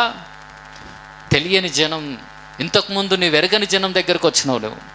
హల్లెలూయా, హల్లెలూయా. గట్టిగా స్తోత్రం చెప్దాం. హల్లెలూయా. రూతు భయపడలే, ధైర్యంగా అత్తెంబడొచ్చేసింది. కొందరు అయితే పెళ్ళి అయినాక కూడా నువ్వు నేను మా అమ్మండ్ల ఇంటికానే ఉందాం దా, నీవు దీవించబడవు. హల్లెలూయా. నీకున్న పిరికితనమును బట్టి నీ జీవితంలో నువ్వు పైకి ఎదగలేవు. తప్పుడు ఉద్దేశంతో ఉండమన్నారు. అమ్మింటిని, తల్లిగారింటిని వదలాలంటే, సొంత గ్రామాన్ని వదలాలంటే పెళ్లి చేసినాక కూడా భయమే వాళ్ళకి. హల్లెలూయా. పెళ్ళి అయ్యి 10 సంవత్సరాలు గడిచినా ఇంకా నెలకు 3 సార్లు ఇంటికి పోయేటోళ్ళు ఉన్నారేమో? ఉన్నారా ఎవరన్నా? అవసరం ఉంటే వెళ్ళండి, కానీ అవసరం లేకుండా ఇంకో మా అమ్మని చూడాలన్నది. నాకు జ్వరం వస్తుంది, మా అమ్మని చూడకపోతే మీ అమ్మని చూసుకుంటేనే కూర్చో. హల్లెలూయా, హల్లెలూయా. ఎప్పుడు కష్టపడతావు, ఎప్పుడు ప్రయాసపడతావు, ఎప్పుడు ధైర్యం తెచ్చుకుంటావు? నేను చెప్తున్నా, ఒక స్త్రీగా నువ్వు కష్టపడకపోతే పురుషులు ఎట్లా కష్టపడతారు వినండి. ఈరోజు దేవుడు ఎందుకో మీకు ఇస్తున్న మాటలు మీరే అంగీకరించి పొందుకొని ఆశీర్వదింపబడదురు గాక. ఇప్పుడు నువ్వు కష్టపడితే ఏం జరుగుతుంది? మాకేం చెప్పింది, మీకేం లాభం అనుకోగలరు. వాళ్ళు మంచిగా ఉంటే మీరు చాలా ఆశీర్వదింపబడతారు. హల్లెలూయా, హల్లెలూయా, హల్లెలూయా. ఒక స్త్రీగా నువ్వు కష్టపడ్డప్పుడు, ప్రయాసపడ్డప్పుడు, నిన్ను బట్టి ఏ కుటుంబం అయితే మొత్తం మీద క్షేమంగా ఉంటుందో ఆ కుటుంబంలో నువ్వు ఆశీర్వదింపబడతావు. ఆ కుటుంబాన్ని బట్టి నువ్వు ఆశీర్వదింపబడతావు. అంతేగాని భయంతో, పిరికితనంతో ఎంతసేపు అమ్మ నాయన చూసుకోవాలి, మేలు చేయాలి. ఇప్పుడు ఏ కష్టపడకుండా అస్తమానం అమ్మగారిల్లు, ఏ ఇంటికి ఇచ్చినో ఆ ఇంటి ఆశీర్వాదం కొరకు ప్రాకులాడకుండా పొద్దస్తమానము అమ్మగారిల్లే నీకు గుర్తుకొస్తే పొండి చూసుకోవాలి. ఖచ్చితంగా తల్లిదండ్రుల పట్ల బాధ్యత కలిగి ఉండాలి. కానీ ఇంటికాడ నీ సంసారం మీద నీకు ఏముండాలి? కుదం ఉండాలి. కొందరికి సంసారం మీద, కాపురం మీద కుదే ఉండదు. ఏముండదు. ఎప్పుడు అమ్మగారింటికి వాళ్ళనా, ఎప్పుడు క్రిస్టమస్ వస్తుందా, ఎప్పుడు గుడ్ ఫ్రైడే వస్తుందా, సంక్రాంతి వస్తుందా, దసరా వస్తుందా, దివ్యాలు వస్తుందా, బజ్జీలు పూరీలు, మాటిమాటికి అమ్మగారే చేసుకున్న ఆయన అనుకుంటాడు, అనవసరంగా చేసుకుంటారా. హల్లెలూయా, గట్టిగా స్తోత్రం. హల్లెలూయా. మాటిమాటికి అమ్మగారే గుర్తుకొస్తే నీకు పెళ్ళెందుకు, అత్తగారు ఇల్లెందుకు, నీకు భర్త ఎందుకు? అంతే కదా. నీ ద్వారా కూడా, మీ అమ్మ ద్వారా ఒక కుటుంబం కట్టబడ్డట్లుగా నీ ద్వారా కూడా ఒక కుటుంబము కట్టబడాలి. రూతు అత్తను అత్తుకుంది, నిలబడ్డది కష్టంలో. పరిస్థితులు ఎలాంటివైనా రూతు నిలకడగా ఉంది. ఏ ఇంటిలోకి ఇచ్చారో ఆ ఇంటిలో నిలకడగా ఉంది, ఎక్కడ పని చేస్తుందో అక్కడ నిలకడగా ఉంది. ఎవరు? రూతు. బోయజ్ అన్నాడు, అమ్మ నిలకడగా ఉంది. ప్రాముఖ్యంగా రూతు అంటుంది, ఎందుకు నా మీద నీకు కటాక్షం కలిగిందంటే నువ్వు నీ అత్తకు చేసిందంతా కూడా నాకు తెలియజేయబడను. హల్లెలూయా. మీకు ఒక మంచి విషయం చెప్పాలనా, మీ బంధువుల్లో, మీ చుట్టూన్నోళ్ళ దాంట్లో నువ్వు కష్టపడే స్త్రీవి అయితే, కొందరు పాలలు అని మొత్తుకుంటాం చూడండి, ఆ మాట మానేసి మీ బంధువులు, మీ రక్త సంబంధికులను పెట్టుకోండి. వాళ్ళు నీకు సహాయం చేయాలంటే ఏం చేయాలి తెలుసా? నువ్వు నీ అత్తను ప్రేమించు. హల్లెలూయా. నిజంగా జ్ఞానం కలిగిన వాళ్ళకి ఇది అర్థమవుతుంది. నువ్వు ఏ ఇంటిలో ఉన్నావో ఆ ఇంటి ఎదుగుదల కొరకు నువ్వు ఆలోచిస్తే ఆ ఇంటికి సంబంధించిన వాళ్ళందరూ కూడా, అంటే ఆ సూయపేటలు సర్వసాధారణంగా ఉంటారేమో, అది వేరే విషయం. కానీ ఆ ఇంటిని ప్రేమించేటోళ్ళందరూ నిన్ను ప్రేమిస్తారు, కష్టంలో నిన్ను ఆదరిస్తారు, నీకు సహాయం చేస్తారు, నిన్ను ఎంకరేజ్ చేస్తారా లేదా? హల్లెలూయా. గట్టిగా స్తోత్రం చెప్దాం. హల్లెలూయా. మనము మన తల్లిదండ్రులను ప్రేమించినప్పుడు ఏం జరుగుతుంది? నీ తండ్రికి సంబంధించిన వాళ్ళు అప్పుడు నిన్ను ప్రేమించగలుగుతారు, నీ తల్లికి సంబంధించిన వాళ్ళు అప్పుడు నిన్ను ప్రేమించగలుగుతారు. కొందరు తిట్టుకుంటారు, మా మామగారు ఏం హెల్ప్ చేయరు మాకు, ఉన్నొకటే లేకున్నొకటే. నువ్వు కష్టపడు, నీ తల్లిని సంతోషపెట్టు, నీ తల్లిదండ్రులకు దీవెనకరంగా ఉండు, వాళ్ళు సంతోషించే జీవితాన్ని జీవించి నువ్వు కష్టపడి చూడు. తప్పకుండా నీవు అడగకుండా నీ రక్త సంబంధికులు కానీ, మీ మామూలు కానీ, ఎవరో కానీ, ఏదో ఒక మనిషి కానీ నీకు సాయం చేయబోతున్నాడు. దేవుడు ప్రేరేపిస్తాడు, అట్లా చేయునుగాక. హల్లెలూయా. నువ్వు చేయాల్సింది చేయకుండా నువ్వు కఠినంగా బ్రతుకుతూ కఠినంగా ప్రవర్తిస్తున్నప్పుడు నీ చుట్టూన్నోళ్ళు నీకు సహాయం చేస్తారా? నీ చుట్టూన్నోళ్ళు నిన్ను ఆదుకుంటారా? నీ చుట్టూన్నోళ్ళు నిన్ను ప్రోత్సహిస్తారా? హల్లెలూయా. గట్టిగా స్తోత్రం చెప్దామా? హల్లెలూయా.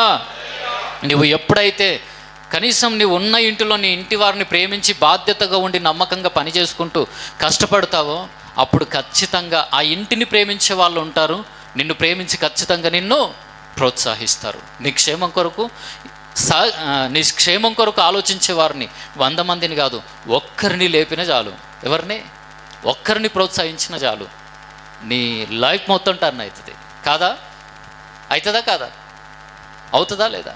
నేను ఎవ్వరికి ఏం చేయను, కానీ అందరు నాకే మేలు చేయాలనుకుంటే కష్టం. నీది చేయడానికి ఏం లేకపోయినా నీ చేతులతో నీ ఇంటిలోకి సరిగ్గా వండిపెట్టు. హల్లెలూయా. వృద్ధాప్యంలో నీ తల్లిదండ్రులను నిర్లక్ష్యం చేయకు. ఊరు కూడా అసహించుకుంటుంది.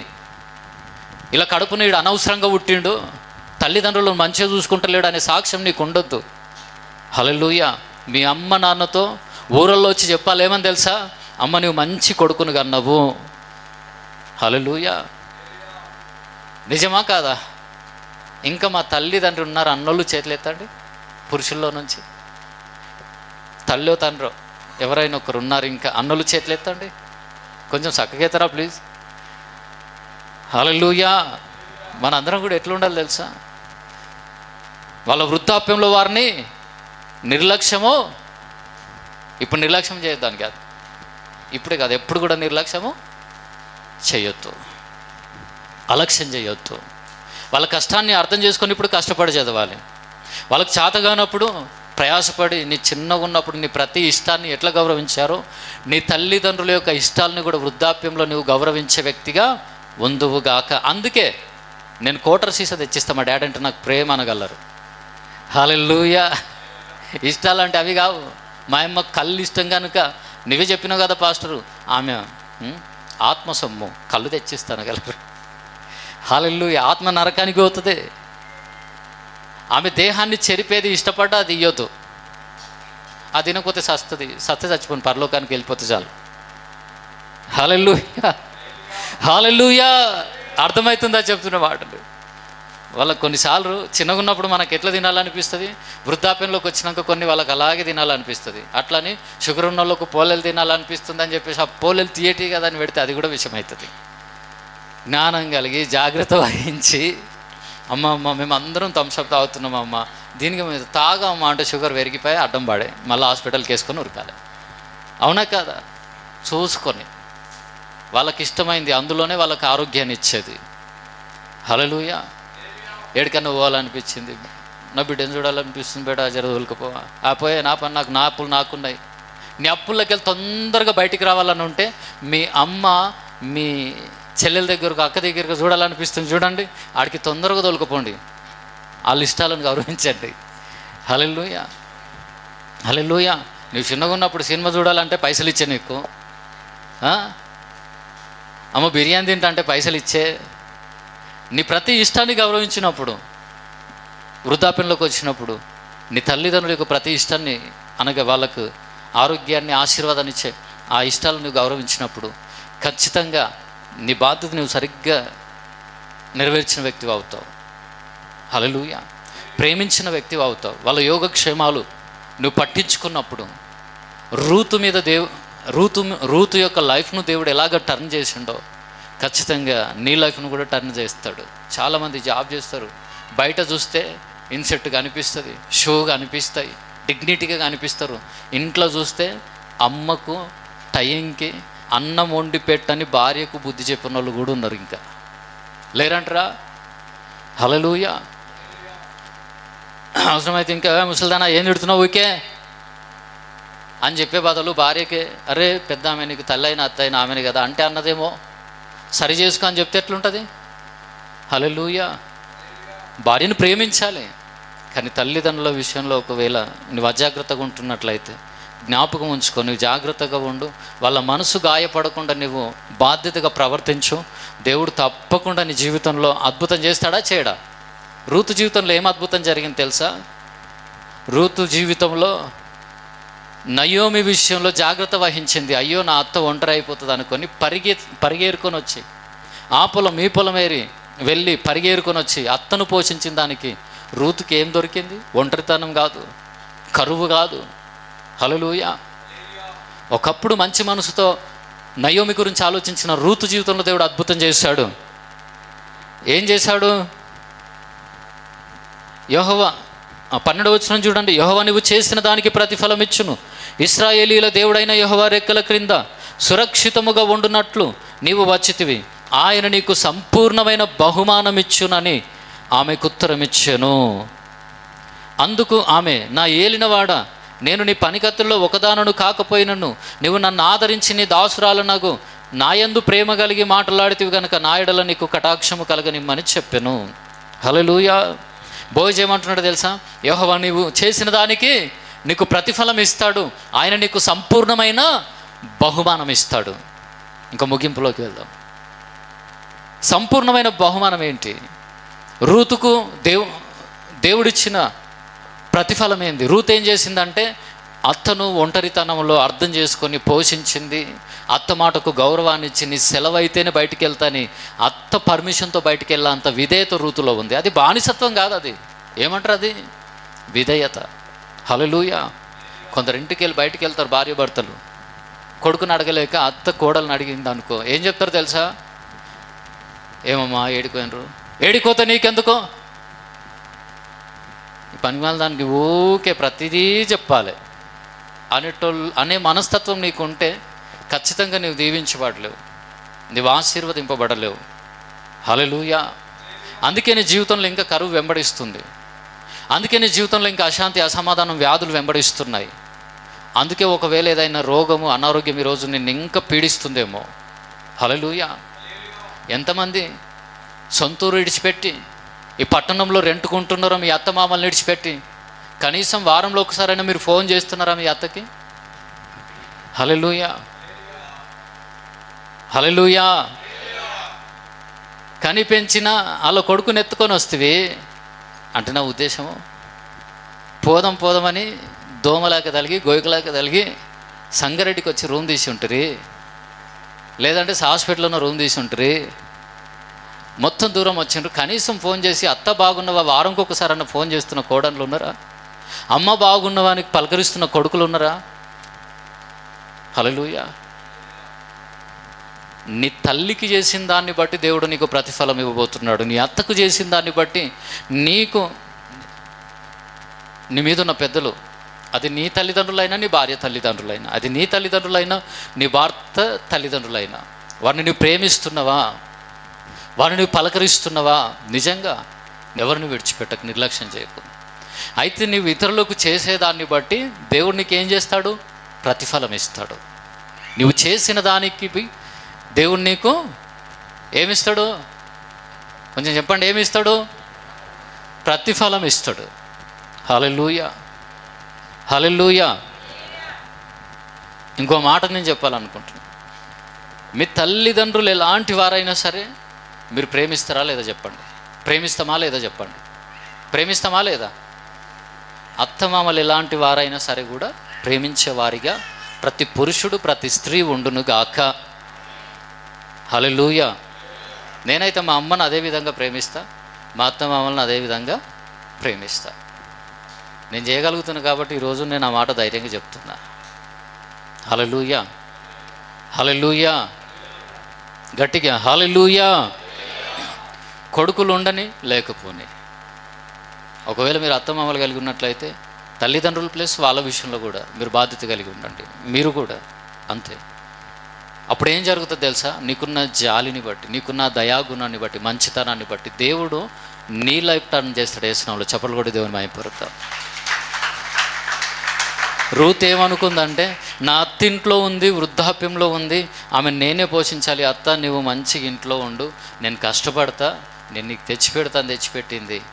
ఏ అత్తను పెంచి పోషించడానికి, ఏ అత్త క్షేమం గురించి ఆలోచించి అన్నీ వదులుకొని రూత్ వచ్చిందో, ఆ రూతు జీవితం టర్న్ అయిందా లేదా చెప్పండి?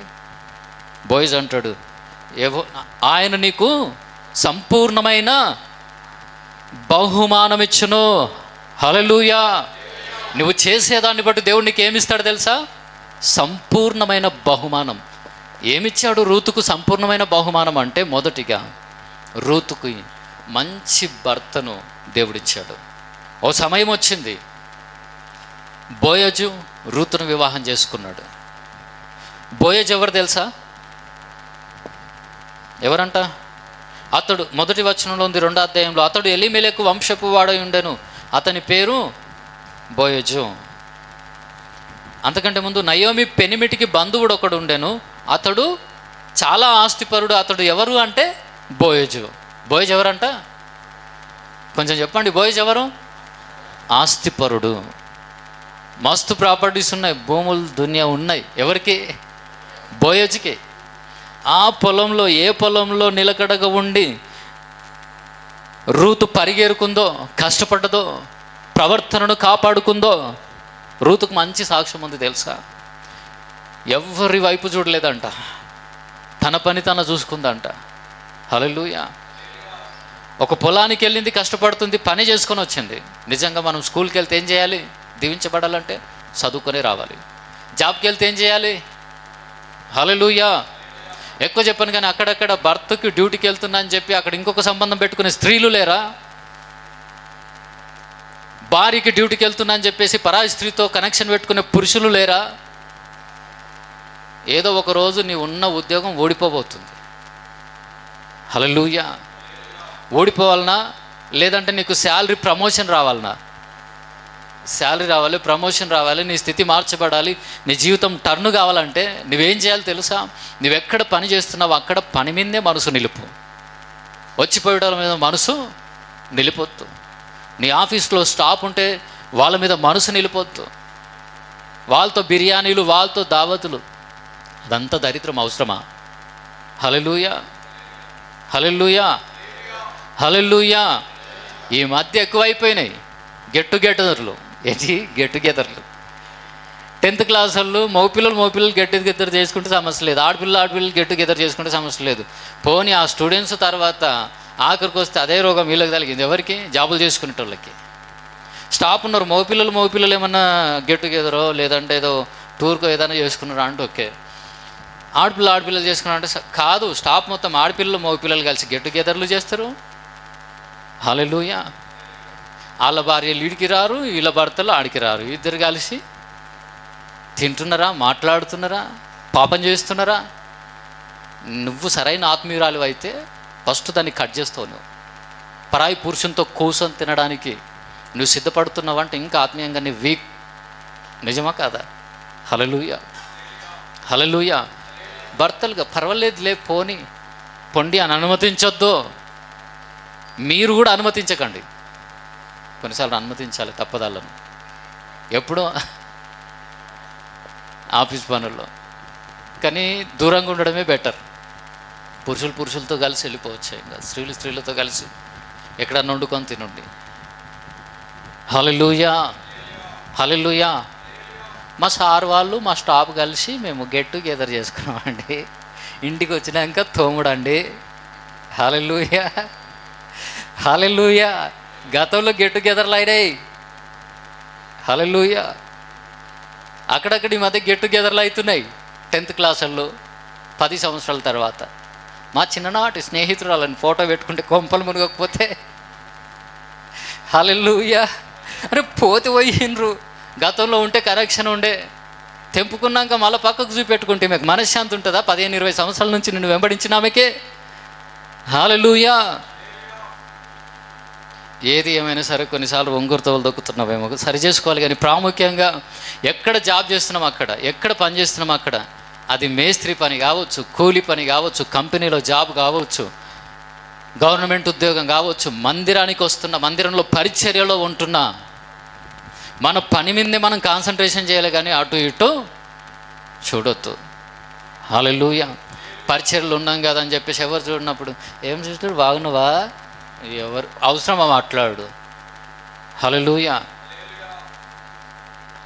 మన పని ఏంది మనం చూసుకోవాలి. రూతు ఏ పొలంలో పని చేసుకుంది, ఆ పొలంలో నమ్మకంగా ఉంది. పని చేపిస్తున్న వ్యక్తి గమనిస్తున్నాడు, యజమానుడు గమనిస్తున్నాడు.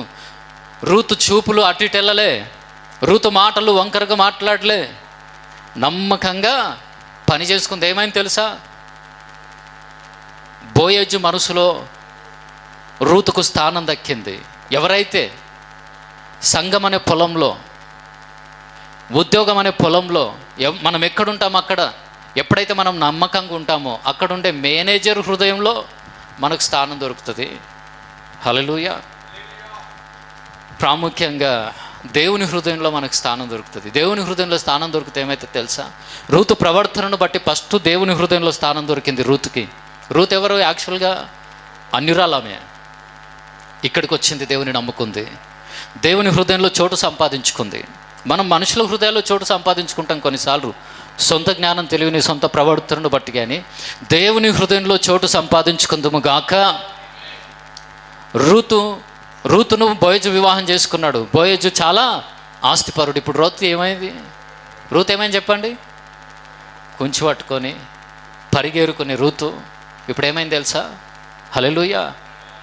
ఏ పని ఆయన కళ్ళ ముంగట పని చేసుకుంటుందో నమ్మకంగా ఆ పని చేస్తున్న వానికి అంటే ఉన్నతమైన స్థితిలో రూతుని దేవుని నిలబెట్టాడు. చప్పలు కూడా దేవుని మహిమపరుద్దాం. హల్లెలూయా. నువ్వెక్కడ జాబ్ చేస్తున్నావో, ఎవరి చేతి కింద ఒకవేళ నలిగిపోతున్నా, మంచిగున్నా, ఎట్లున్నా కానీ నువ్వెక్కడ పని చేస్తున్నావో అక్కడ నీ పైన వారికంటే పైగా ప్రభువు నిన్ను హెచ్చించబోతున్నాడు. ఎప్పుడు అంటే నువ్వు నమ్మకంగా ఉండి కష్టపడ్డప్పుడు అది జరుగుతుంది, అంతే. హల్లెలూయా, హల్లెలూయా. మనం చేసిన దానికి ఖచ్చితంగా దేవుడు ఫలం ఇస్తాడు. మనం పడ్డ ప్రయాస వ్యర్థం కాదు, నమ్మకంగా చేసిన కష్టం వ్యర్థం కాదు. అది పరిచర్య అయిన, ఉద్యోగం, వ్యాపారం, ఏదైనా కానీ, మనుషులకు మనం చేసే మేలు కూడా ఆ మనిషి నుంచి రాకపోవచ్చు. ఇప్పుడు రూతుకి ఫలం ఎక్కడి నుంచి వచ్చింది? నయోమి నుంచి వచ్చిందా? కాదు, మరొక వ్యక్తి నుంచి వచ్చింది. నీడను కోల్పోయింది రూతు, నీడను పొందుకుంది, మంచి భర్తను పొందుకుంది. దేవుడు ఇంకొక గొప్ప భాగ్యాన్ని ఏమిచ్చాడు తెలుసా? హల్లెలూయా. రూతుకు దేవుడిచ్చిన ప్రతిఫలం ఏంది? హల్లెలూయా. గట్టిగా స్తోత్రం చెప్దాము. హల్లెలూయా. రూతు గ్రంథము 4వ అధ్యాయము చివరికి మాట చదువు ముగిస్తాం. 10వ వచనం నుంచి చదువుతున్న చూడండి. మరియు చనిపోయిన వాని పేరట అతని స్వాస్థ్యమును స్థిరపరచున్నట్లు చనిపోయిన వాని పేరు అతని సహోదరులలో నుండి అతని స్థలం యొక్క ద్వారము నుండి కొట్టివేయబడకయుండునట్లును నేను మహలోను భార్య అయిన రూతును మోయాబీయురాలిని సంపాదించుకొని పెళ్లి చేసుకొనుచున్నాను.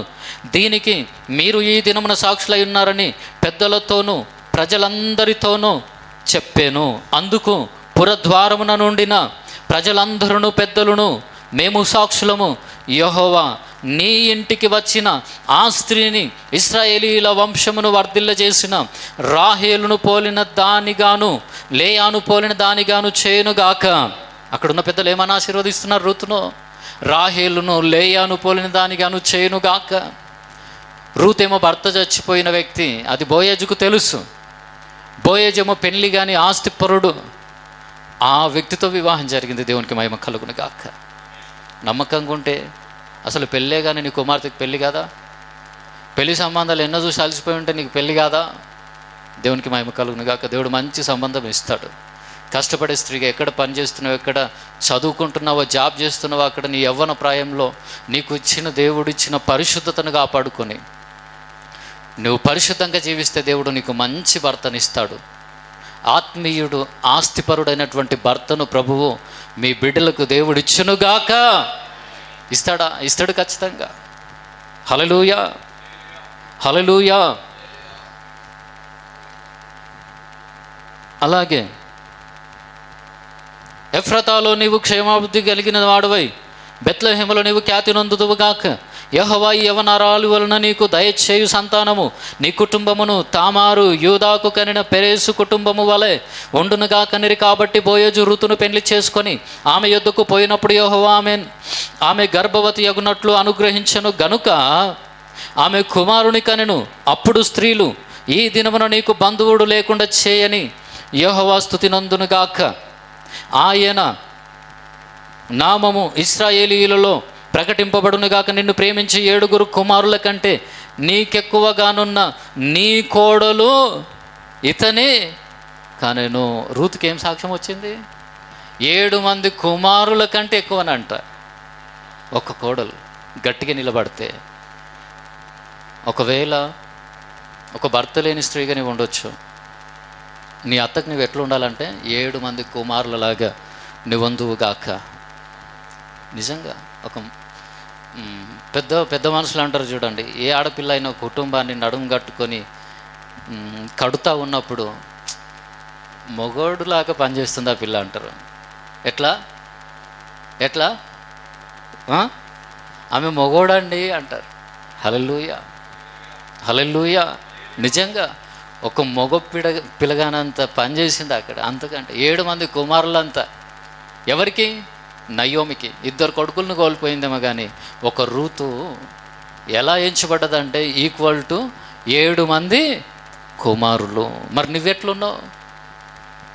హల్లెలూయా. హల్లెలూయా. 7 కుమారుల కంటే నీకెక్కువగానున్న నీ కోడలు ఇతని కనెను.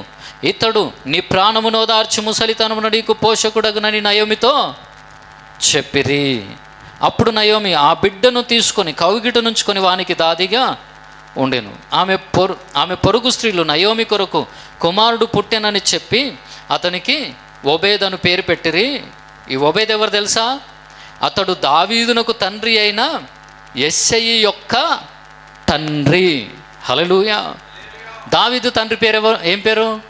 యెష్షయి. యెష్షయి తండ్రి పేరు ఓబేద్. ఎవరి కుమారుడు? ఎవరి కుమారుడు? కొంచెం చెప్పండి. ఓబేదు ఎవరి కుమారుడు? రూతు కుమారుడు.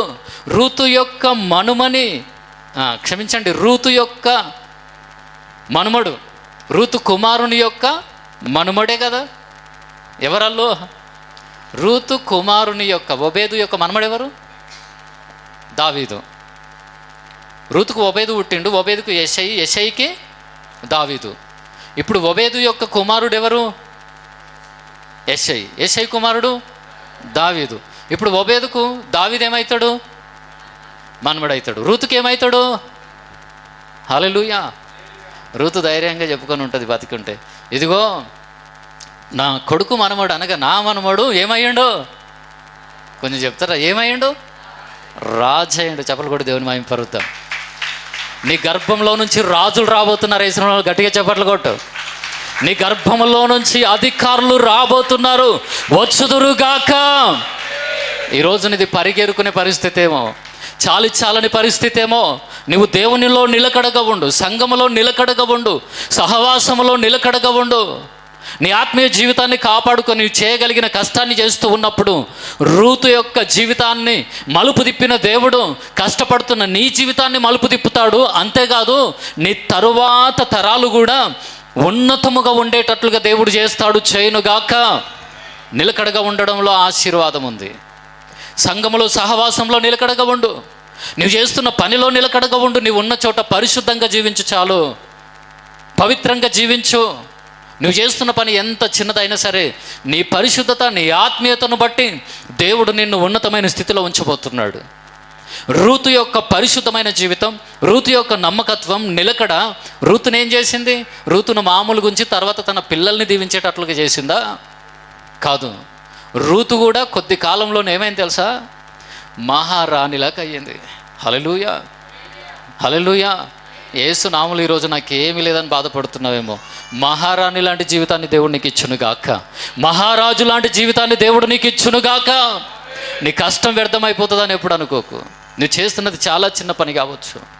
ప్రభువా ఆటో నడిపిస్తున్నా ప్రభువా, ఇంటికి వచ్చే లోపల ఏం మిగిలేదు ప్రభువా, బర్రెపాలే వస్తుండొచ్చు. నిజము. అవి ఎట్లుంటాయి తెలుసా? కొన్నిసార్లు పరిగేరుకుంటున్నట్లు ఉంటుంది. చాలని సంపాదననేమో నీ మొత్తం మీద. కానీ జ్ఞాపకం ఉంచుకో, ఒక్కొక్క రూపాయి పోగేసి నీ కుటుంబాన్ని ఈరోజు పోషించుకుంటున్నావేమో. చేస్తున్న ఆ పనిలోనే నిలకడగా ఉంటూ నీ చుట్టూ అటు ఇటు చూడకుండా, పాపానికి చోటు ఇవ్వకుండా నువ్వు పరిశుద్ధంగా జీవించాలి. కానీ రూత్ అనుకోలేదు. ఒక్క రాత్రి తరువాత ఒక దినము ఒక సంభాషణ జరుగుతుంది. పెద్దలు మాట్లాడతారు, అక్కడ నా పెళ్ళి నిశ్చయం అవుతుంది, నేను ఒక సంపన్న కుటుంబంలోకి వెళ్తాను. రూతు ఎక్స్పెక్ట్ చేయలే. హల్లెలూయా. కొన్ని ఎకరాల పొలానికి, స్వాస్థ్యానికి నేను యజమానురాలిగా ఉంటానని రూతు ఎక్స్పెక్ట్ చేయలే. దృష్టి అంతా నా ముందున్న బాధ్యతలను సరిగ్గా నిర్వర్తించి నేను కష్టపడాలి. నువ్వు దాని మీద మనసు నిలిపి నీకున్న పరిశుద్ధతను కాపాడుకో. ఖచ్చితంగా నువ్వు చేసిన దానికి దేవుడు నీకు ఫలం ఇవ్వబోతున్నాడు. అందులో రెండవ సత్యం ఏం దాగింది తెలుసా?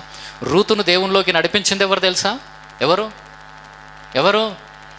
నయోమి. రూతును ఆత్మీయంగా నిలబెట్టింది ఎవరు తెలుసా? నయోమి. నువ్వే సంఘంలో ఉంటావు, నీ ఆత్మీయ తల్లిగా, నీ ఆత్మీయ తండ్రిగా ఎవరైతే ఉన్నారో, నీ కొరకు ప్రార్థిస్తున్నప్పుడు ఎవరి ద్వారా నీకు విడుదల వస్తుందో, నీ జీవితం, నీ కుటుంబం కట్టబడుతుందో వాళ్ళని నువ్వు మర్చిపోకుండా ఉండు. అది కూడా నేర్చుకో జీవితంలో. హల్లెలూయా. గట్టిగా స్తోత్రం చెప్దాం. హల్లెలూయా.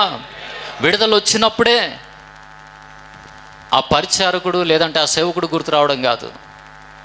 హల్లెలూయా. నీకు మేలు జరిగినప్పుడే గుర్తుకు రావడం కాదు, లేదంటే నీకు కష్టం వచ్చినప్పుడే గుర్తుకు రావడం కాదు. హల్లెలూయా.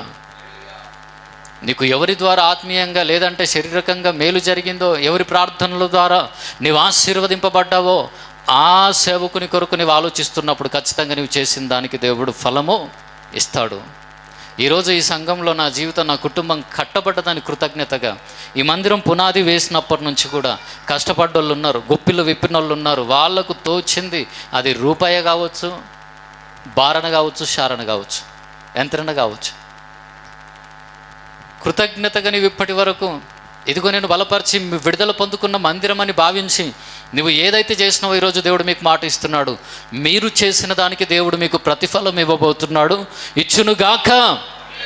ఆయన మీకు సంపూర్ణమైన బహుమానం ఇవ్వబోతున్నాడు. సమర్పణతో కష్టపడే వారు ఇక్కడ ఉన్నారు. మీరు అనుకుంటుండొచ్చు మీ కష్టం ఎవ్వరు చూడకపోవచ్చు. హల్లెలూయా.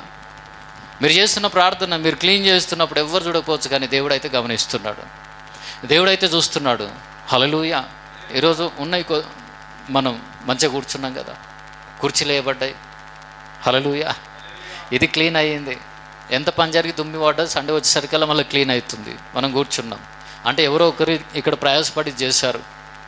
ఉన్నంత మటుకి సౌండ్ ఇదంతా మ్యూజిక్ వాయించడం, పాటలు పాడడం, ఈరోజు ఆరాధన కొరకు ప్రార్థించే వాళ్ళు, ఉపవాసం ఉండి ప్రార్థించే వాళ్ళు, మీ కొరకు బయట భోజనాలు సిద్ధపరచబడ్డాయి. ఈరోజు జరిగిన పరిచర్య అంతటి వెనకాల నేను ఒక్కనే లేను, ఇక్కడ ప్రయాసపడ్డోళ్ళు ఉన్నారు, మీ కంటికి కనిపించిన వాళ్ళు. హల్లెలూయా, హల్లెలూయా. కానీ వారిని దేవుడు చూస్తున్నాడు. నిజంగా మిమ్మల్ని దేవుడు చూస్తున్నాడు. మీరు చేసిన దానికి ప్రతిఫలం ఇస్తాడు. నువ్వు నీ ఇంట్లో నువ్వు చేసిన దానికి ఫలం ఇస్తాడు. నువ్వు నీ సంఘములో నువ్వు చేసిన దానికి ఫలం ఇస్తాడు. సంపూర్ణమైన బహుమానం ఇస్తాడు. ఇచ్చును గాక. ఒకవేళ బాధతోటున్నావేమో, ప్రభువా మందిరానికి నేను ఎంతో చేసినా ఇంకా ఏం దీవెన లేదు అనిపిస్తుందని బాధపడుతున్నాను, జ్ఞాపకం ఉంచుకో. తొందరలో నీ సమయం రాబోతుంది. నువ్వు చేసిన దానికి ప్రతిఫలం ఇచ్చే సమయం ఇస్తాడు. ఖచ్చితంగా ఇస్తాడా? ఇవ్వడా? తప్పకుండా. హల్లెలూయా, హల్లెలూయా.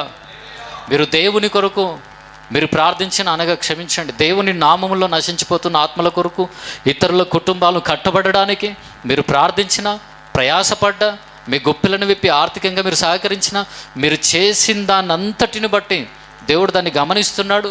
మీరు చేసిన దానికి దేవుడు ప్రతిఫలం ఇవ్వబోతున్నాడు. సంపూర్ణమైన బహుమానం ఇవ్వబోతున్నాడు. ఇచ్చును గాక. హల్లెలూయా, హల్లెలూయా. రూతు ఒక రకంగా నయోమిని అత్తగా భావించింది. రెండవది తన ఆత్మీయ తల్లి. హల్లెలూయా. నువ్వు నీ ఇంటి గురించి ఆలోచించాలి. నీ శరీర సంబంధమైన తల్లిదండ్రుల గురించి, అత్తమామల గురించి ఆలోచించాలి. దేవుడు నీకు ఇచ్చినటువంటి సంఘంలో ఉన్నటువంటి సేవకుని గురించి, సంఘము గురించి నీవు ఆలోచించాలి. నీవు చేయగలిగింది నువ్వు యథార్థంగా దేవుని పని కొరకు, నీ ఇంటి కొరకు నువ్వు చేసినప్పుడు, నువ్వు చేసిన దానికి దేవుడు ప్రతిఫలం ఇవ్వకుండా మాత్రము మానడు. ఇవ్వకుండా ఉండడం ఆయన వల్ల కాదు. అవుతుందంటారా? హల్లెలూయా, హల్లెలూయా. అంటే నెక్స్ట్ ఎవరో ఇవ్వాలని నేను చెప్తలే, కానీ ఆ సమయంలో నా పరిస్థితిని దేవుడు జ్ఞాపకం చేసుకున్నాడు.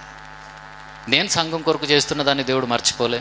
సమయం వచ్చినప్పుడు నాకు ఇవ్వాల్సింది దేవుడు నాకు ఇచ్చాడు, ఎవరినొకరిని వాడుకొని. నీ సమయం వచ్చినప్పుడు ఖచ్చితంగా నీకు ఫలమును, సంపూర్ణమైన బహుమానమును ఇవ్వబోతున్నాడు. ఇచ్చును గాక. ప్రార్థన చేసుకుందాం కళ్ళు మూసుకున్నట్లయితే.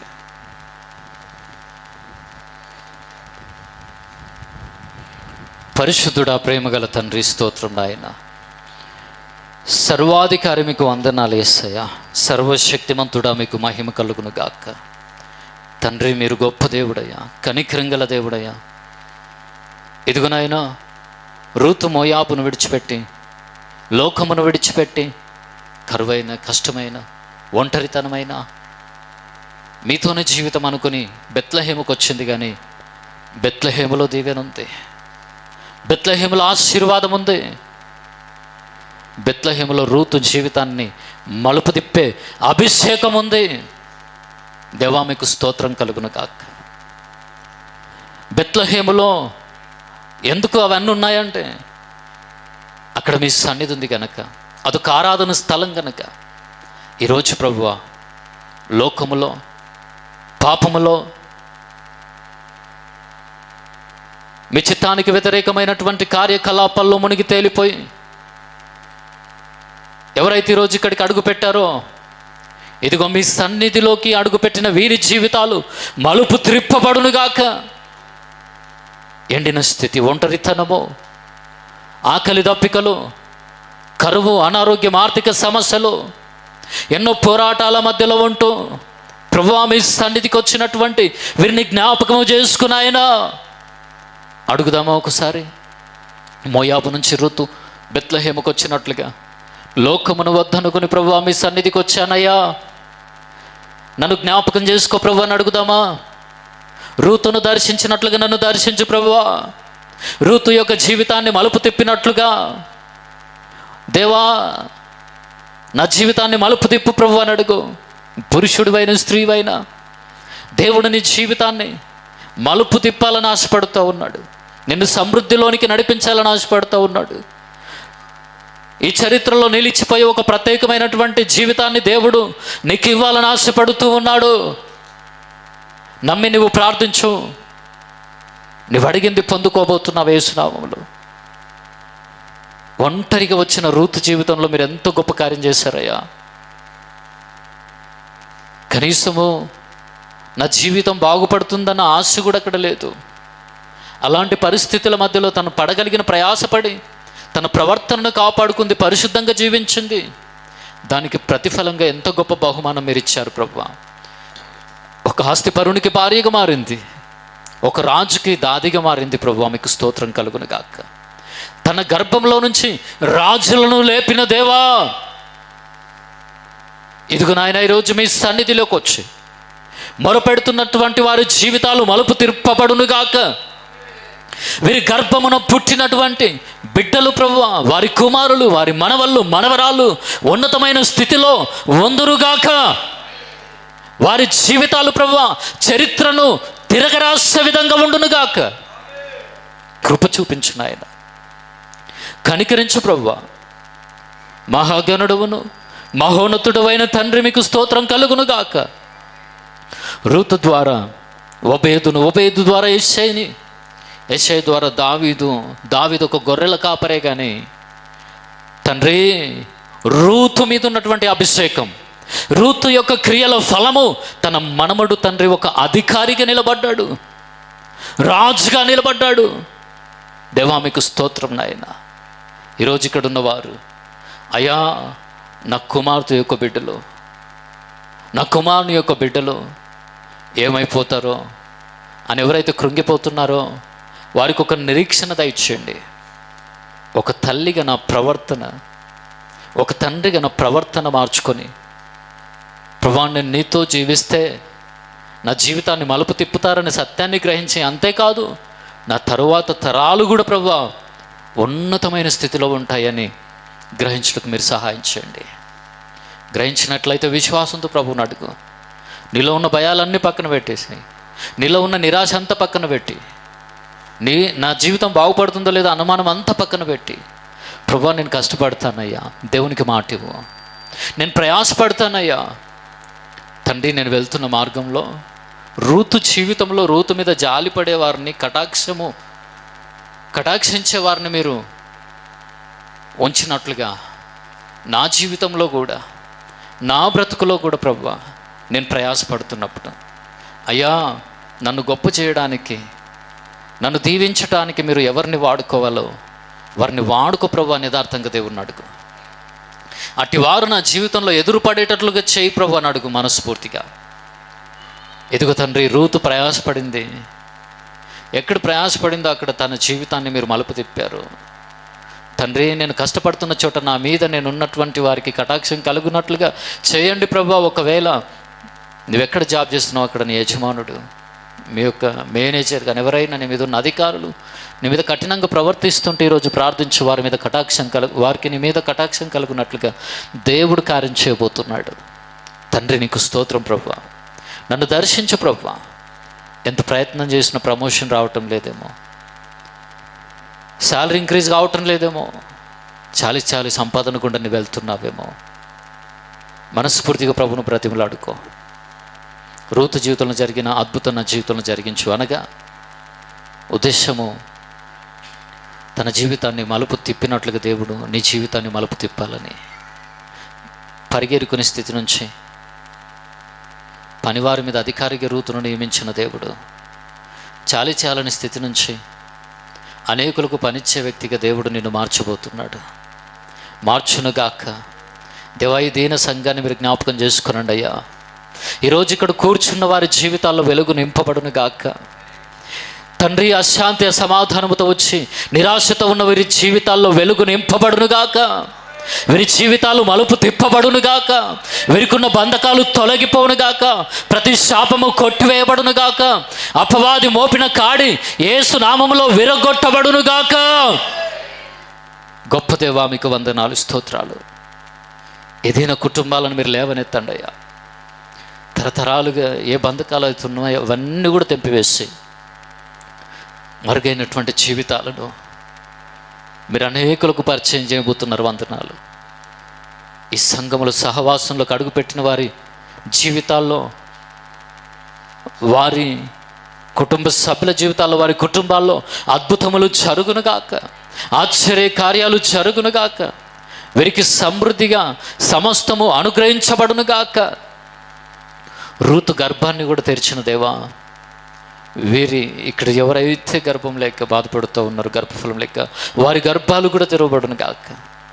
ఆర్థిక వనరుల కొరకు వారికి ద్వారాలు తెరవబడును గాక. సమృద్ధినిచ్చి మీ నామం మహింపరచుకోమని అడుగుతూ ఉన్నాను. దేవా మీకు స్తోత్రం నాయన. ప్రాముఖ్యంగా మరి రూతు లోకమును విడిచిపెట్టింది, లోకానికి దూరమైంది, పాపానికి దూరంగా ఉంది. అదే రీతిగా ప్రభువా అడుగుదామా? దయచేసి అడుగుతారా?